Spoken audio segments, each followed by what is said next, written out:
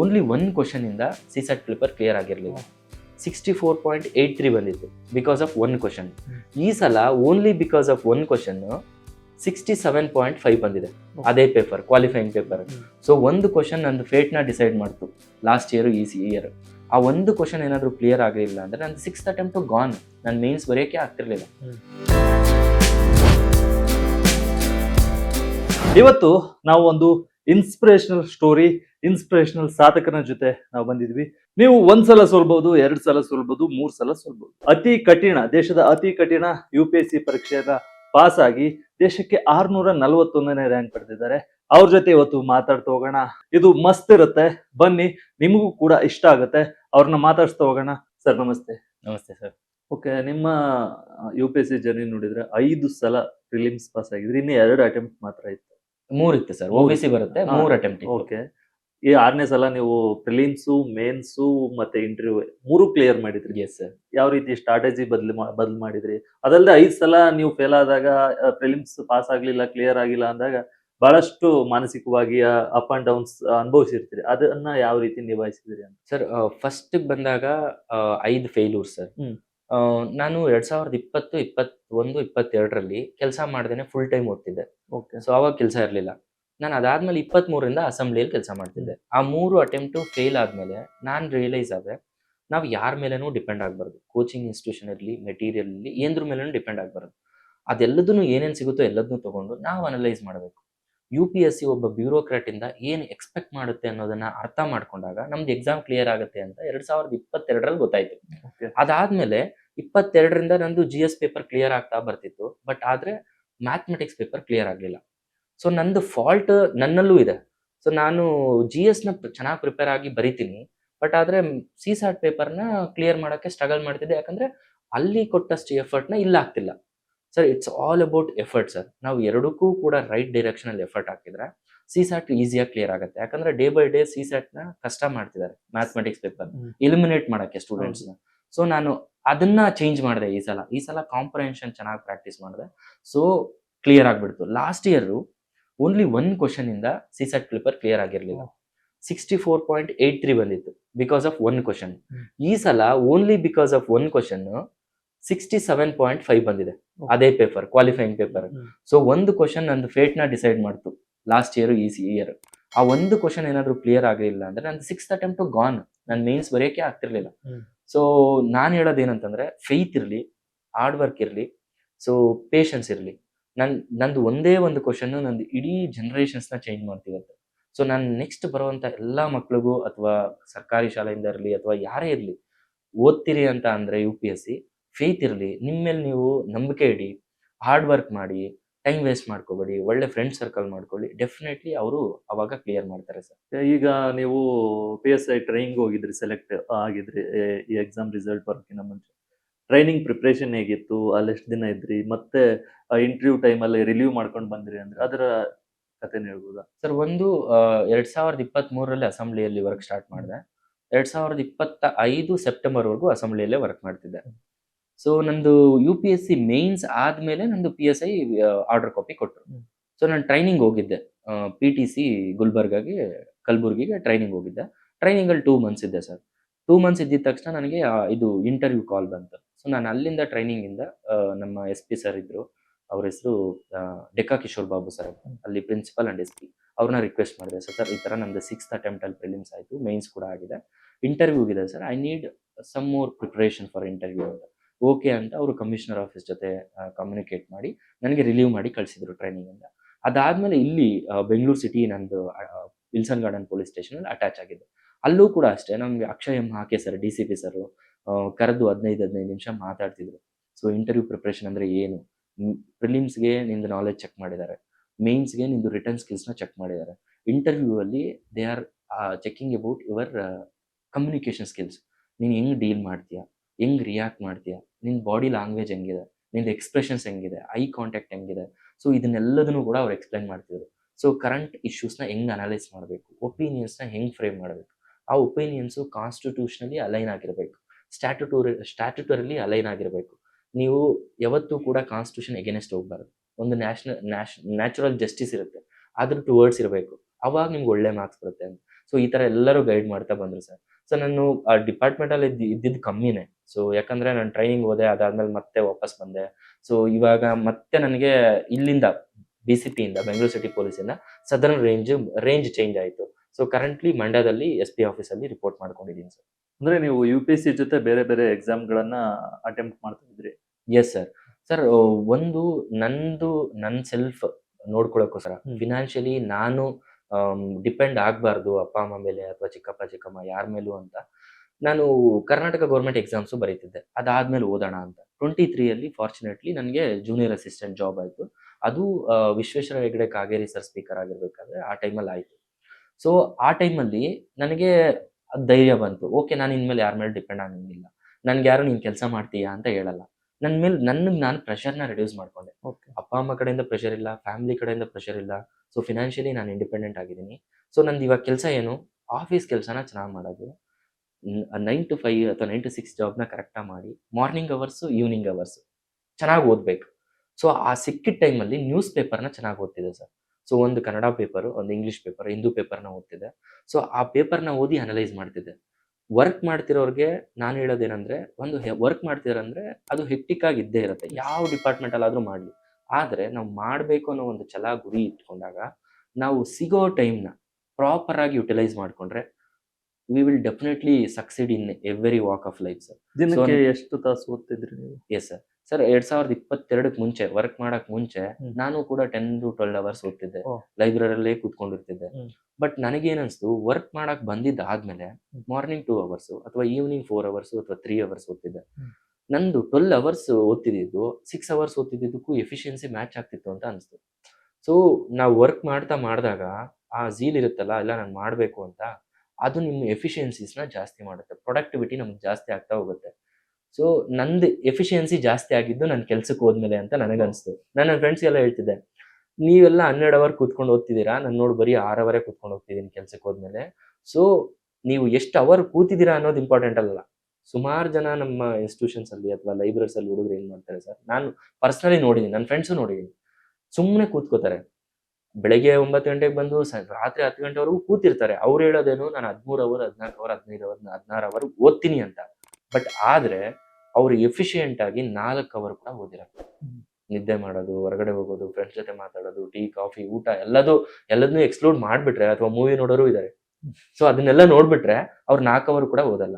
So ನಾನು next ಸ್ಟೂಡೆಂಟ್ಸ್ಗೆ ಅಥವಾ ನಮ್ಮ ಜೊತೆ ಇವಾಗ ಪ್ರಿಪೇರ್ ಆಗ್ತಿರೋರ್ಗೆ ಹೇಳೋದು, ನಿಮ್ಮನ್ನ ನೀವು ಎಫಿಷಿಯೆಂಟ್ ಮಾಡ್ಕೊಳಕ್ಕೆ ಟ್ರೈ ಮಾಡಿ. ಯಾಕಂದ್ರೆ ಒಬ್ಬ ಬ್ಯೂರೋಕ್ರೇಟ್ ಆಗ್ಬೇಕಿರೋನು, ನೀವು 24/7 ನಾವು ಗೌರ್ಮೆಂಟ್ ಸರ್ವೆಂಟ್ ಆಗಿರ್ತೀವಿ.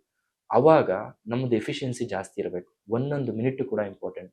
ಟೈಮ್ ಸೆನ್ಸ್ ಇರಬೇಕು, ಪಂಕ್ಚುಯಾಲಿಟಿ ಇರಬೇಕು. ಅದನ್ನ ಬೆಳೆಸ್ಕೊಂಡ್ರೆ ನಾವು ಗುಡ್ ಬ್ಯೂರೋಕ್ರಾಟ್ ಆಗ್ತೀವಿ ಅಂತ ನನಗೆ ಅನ್ಸುತ್ತೆ ಸರ್. ಅಂದ್ರೆ ಈ ಟೈಮ್ ಮ್ಯಾನೇಜ್ಮೆಂಟ್ ಅಲ್ಲಿ ನೀವು ಒಂದಷ್ಟು ಬಿಟ್ಟಿರ್ತೀರಿ, ಆಯ್ತಾ? ಮನೆ ಬಿಟ್ಟಿರ್ತೀರಿ, ಫ್ರೆಂಡ್ಸ್ನೆಲ್ಲ ಬಿಟ್ಟಿರ್ತೀರಿ, ಹೊರಗಡೆ ಹೋಗೋದನ್ನೆಲ್ಲ ಬಿಟ್ಟಿರ್ತೀರಿ. ಇದು ನಿಮ್ಮ ಸೈಕಾಲಜಿಕಲಿ ಆಗಿರ್ಲಿ, ಫಿಸಿಕಲಿ ಆಗಿರ್ಲಿ, ಯಾವ ರೀತಿ ಇಂಪ್ಯಾಕ್ಟ್ ಬೀರ್ತು ಸ್ಟಡಿಗೆ ಅಂತ?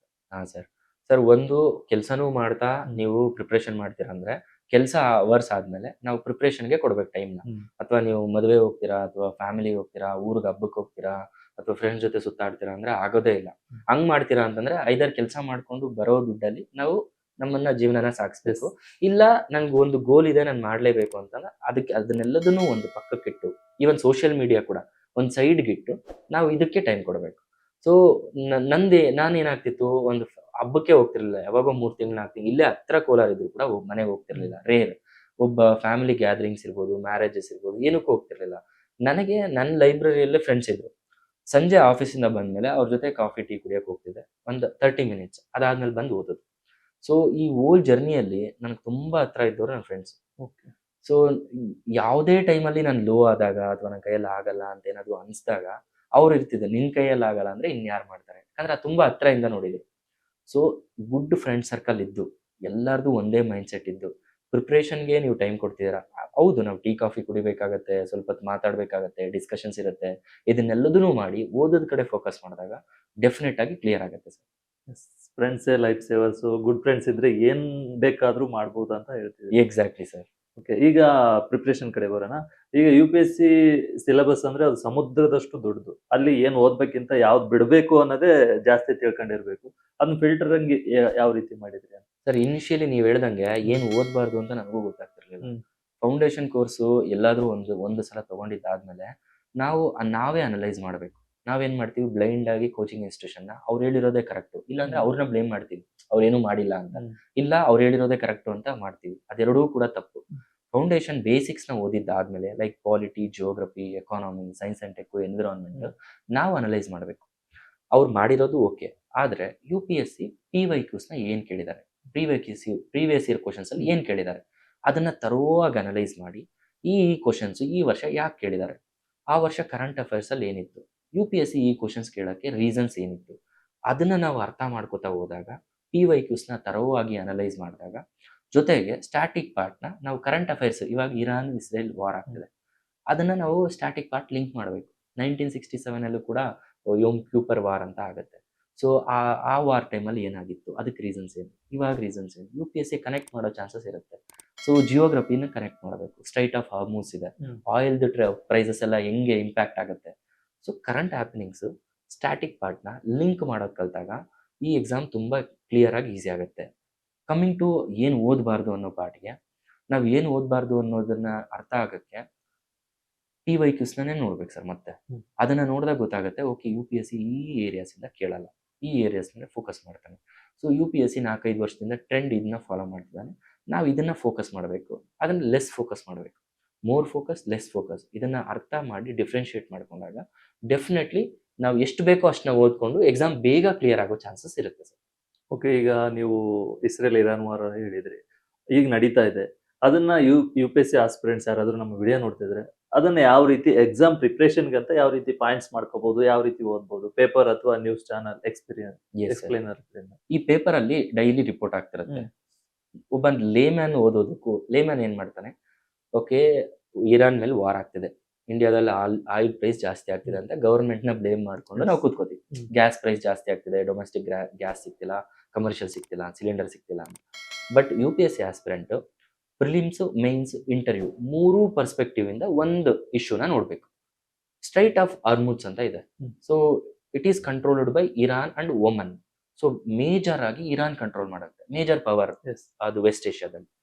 ಸೊ ಆ ಲೊಕೇಶನ್ ಎಲ್ಲಿದೆ, ಅದು ಯಾವ್ದಾವ್ದನ್ನ ಕನೆಕ್ಟ್ ಮಾಡುತ್ತೆ, ಪರ್ಷಿಯನ್ ಗಲ್ಫ್ ನ ಕನೆಕ್ಟ್ ಮಾಡುತ್ತೆ, ಅರೇಬಿಯನ್ ಸೀನ ಕನೆಕ್ಟ್ ಮಾಡುತ್ತೆ. ಸೊ ಪ್ರಿಲಿಮ್ಸ್ಗೆ UPSC ಈ ಪ್ಲೇಸಸ್ ಇನ್ ನ್ಯೂಸ್ ಅಂತ ಕೇಳ್ತಾನೆ. ಈ ಪ್ಲೇಸಸ್ ಇನ್ ನ್ಯೂಸ್ ನೋಡ್ಬೇಕಾದ್ರೆ ಆ ಜಿಯೋಗ್ರಫಿ ನೋಡ್ಬೇಕು, ಅಲ್ಲಿರೋ ಪೋರ್ಟ್ಸ್ ಯಾವ್ದಾವ್ದಿದೆ, ಆಯಿಲ್ ಪೋರ್ಟ್ಸ್, ಅಲ್ಲಿರುವಂತ ಇದು ಆ ಸ್ಟ್ರೈಟ್ ನೇಮ್ ಏನು, ಯಾವ್ದಕ್ಕೆ ಯಾವ್ದು ಕನೆಕ್ಟ್ ಆಗುತ್ತೆ, ಆ ಸ್ಟ್ರೈಟ್ ಇದ್ದು ಆ ಒಂದು ಪರ್ಷಿಯನ್ ಗಲ್ಫ್ ಇದ್ರು ಕೂಡ ಅದ್ರದ್ದು ಸೆಲೆನಿಟಿ ಎಷ್ಟಿದೆ, ಯಾಕಂದ್ರೆ UPSC ಆಲ್ರೆಡಿ ಕೇಳಿದಾನೆ ಸೆಲೆನಿಟಿ ಎಷ್ಟಿದೆ. ನೆಕ್ಸ್ಟ್ ಆ ಪರ್ಷಿಯನ್ ಗಲ್ಫ್ ಬಾರ್ಡರಿಂಗ್ ಕಂಟ್ರೀಸ್ ಯಾವ್ದ್ಯಾವ್ದು, ಆ ಬಾರ್ಡರಿಂಗ್ ಕಂಟ್ರೀಸ್ ಕ್ಯಾಪಿಟಲ್ ಯಾವ್ದ್ಯಾವ್ದು, ಅದಾದ್ಮೇಲೆ ಅಲ್ಲಿ ಮೇಜರ್ ಆಯಿಲ್ ರಿಫೈನರೀಸ್ ಇದಾವೆ, ಅದು ಯಾವ್ಯಾವ ಕಂಟ್ರೀಸ್ ಅಲ್ಲಿ ಬರುತ್ತೆ, ಯಾಕಂದ್ರೆ ಮ್ಯಾಚ್ ದ ಫಾಲೋಯಿಂಗ್ ಕೇಳ್ಬಿಡ್ತಾನೆ. ಸೊ ಇರಾನು ಮತ್ತೆ USA ಬಾಂಬ್ ಮಾಡ್ತಿದೆ ಅಂದ್ರೆ ಯಾವ ತರ ಟೆಕ್ನಾಲಜಿ ಯೂಸ್ ಮಾಡ್ತಿದ್ದಾರೆ, ಏರ್ ಡಿಫೆನ್ಸ್ ಸಿಸ್ಟಮ್ ಯಾವ್ದು ಯೂಸ್ ಮಾಡಿದ್ರು, ಅದಾದ್ಮೇಲೆ ಅವ್ರು ಯಾವ ತರ ಬಾಂಬ್ಸ್ ನ ಯೂಸ್ ಮಾಡಿದ್ರು, ಏರ್ ಕ್ರಾಫ್ಟ್ಸ್ ಯಾವ್ದು ಯೂಸ್ ಮಾಡಿದ್ರು. ಇದು ಪ್ರಿಲಿಮ್ಸ್ ಪರ್ಸ್ಪೆಕ್ಟಿವ್. ಒಬ್ಬ ಆಸ್ಪಿರೆಂಟ್ ಜೆನ್ಯೂನ್ ಆಗಿ ಕರೆಕ್ಟ್ ಆಗಿ ಪ್ರಿಪೇರ್ ಆಗ್ತಿದ್ದಾನೆ ಅಂತಂದ್ರೆ ಅವನಿಗೆ PYQs ಗೊತ್ತಿರುತ್ತೆ. ಆ PYQs ಅಲ್ಲಿ ಆಲ್ರೆಡಿ ಕಾನ್ಫ್ಲಿಕ್ಟಿಂಗ್ ರೀಜನ್ ಅಲ್ಲಿ UPSC ಈ ತರ ಕೇಳಿದರೆ, ಇವಾಗ ಇಶ್ಯೂ ಈ ತರ ಇದೆ, ನಾನು ಇದನ್ನ ಕನೆಕ್ಟ್ ಮಾಡಿ ನಾನು ಡಿಫ್ರೆಂಟ್ ಕ್ವಶನ್ಸ್ ನ ಫ್ರೇಮ್ ಮಾಡ್ತೀನಿ, ನೆಕ್ಸ್ಟ್ UPSC ಕೇಳೋದನ್ನ ನಾನೇ ಅನಲೈಸ್ ಮಾಡಬೇಕು. ಸೊ ಇದು ಪ್ರಿಲಿಮ್ಸ್ ಆಗುತ್ತೆ. ಮೇನ್ಸ್ ಅಲ್ಲಿ ಏನ್ ಕೇಳ್ಬೋದು, ಮೇನ್ಸ್ ಅಲ್ಲಿ ನಮಗೆ ಸೆಕ್ಯೂರಿಟಿ ಆಸ್ಪೆಕ್ಟ್ಸ್ ಅಲ್ಲಿ, ಎಕ್ಸ್ಟರ್ನಲ್ ಸೆಕ್ಯೂರಿಟಿ ಆಸ್ಪೆಕ್ಟ್ಸ್ ಅಲ್ಲಿ GS3 ಬರುತ್ತೆ, ಜನರಲ್ ಸ್ಟಡೀಸ್ 3 ಅಲ್ಲಿ, ಅಥವಾ ಇಂಟರ್ನ್ಯಾಷನಲ್ ರಿಲೇಷನ್ಸ್ GS2 ಅಲ್ಲಿ ಬರುತ್ತೆ. ಅವಾಗ ಇಂಡಿಯಾ ಮೇಲೆ ಹೆಂಗ್ ಇಂಪ್ಯಾಕ್ಟ್ ಆಗುತ್ತೆ, ಆಯಿಲ್ ಟ್ರೇಡ್ಗೆ ಹೆಂಗ್ ಇಂಪ್ಯಾಕ್ಟ್ ಆಗುತ್ತೆ, ಇಂಡಿಯಾದು ಎಕಾನಮಿಗೆ ಹೆಂಗ್ ಇಂಪ್ಯಾಕ್ಟ್ ಆಗುತ್ತೆ, ಅಥವಾ ಇಂಡಿಯನ್ ನೇವಿದು ರೋಲ್ ಏನು ಇಂಡಿಯನ್ ಓಷನ್ ಅಲ್ಲಿ, ಅಥವಾ ಇಂಡಿಯಾ ಯಾವ ತರ ಫಾರಿನ್ ಪಾಲಿಸಿನ ಪರ್ಸ್ಯೂ ಮಾಡ್ತಿದೆ ಈ ಡಿಫಿಕಲ್ಟ್ ಟೈಮ್ಸ್ ಅಲ್ಲಿ.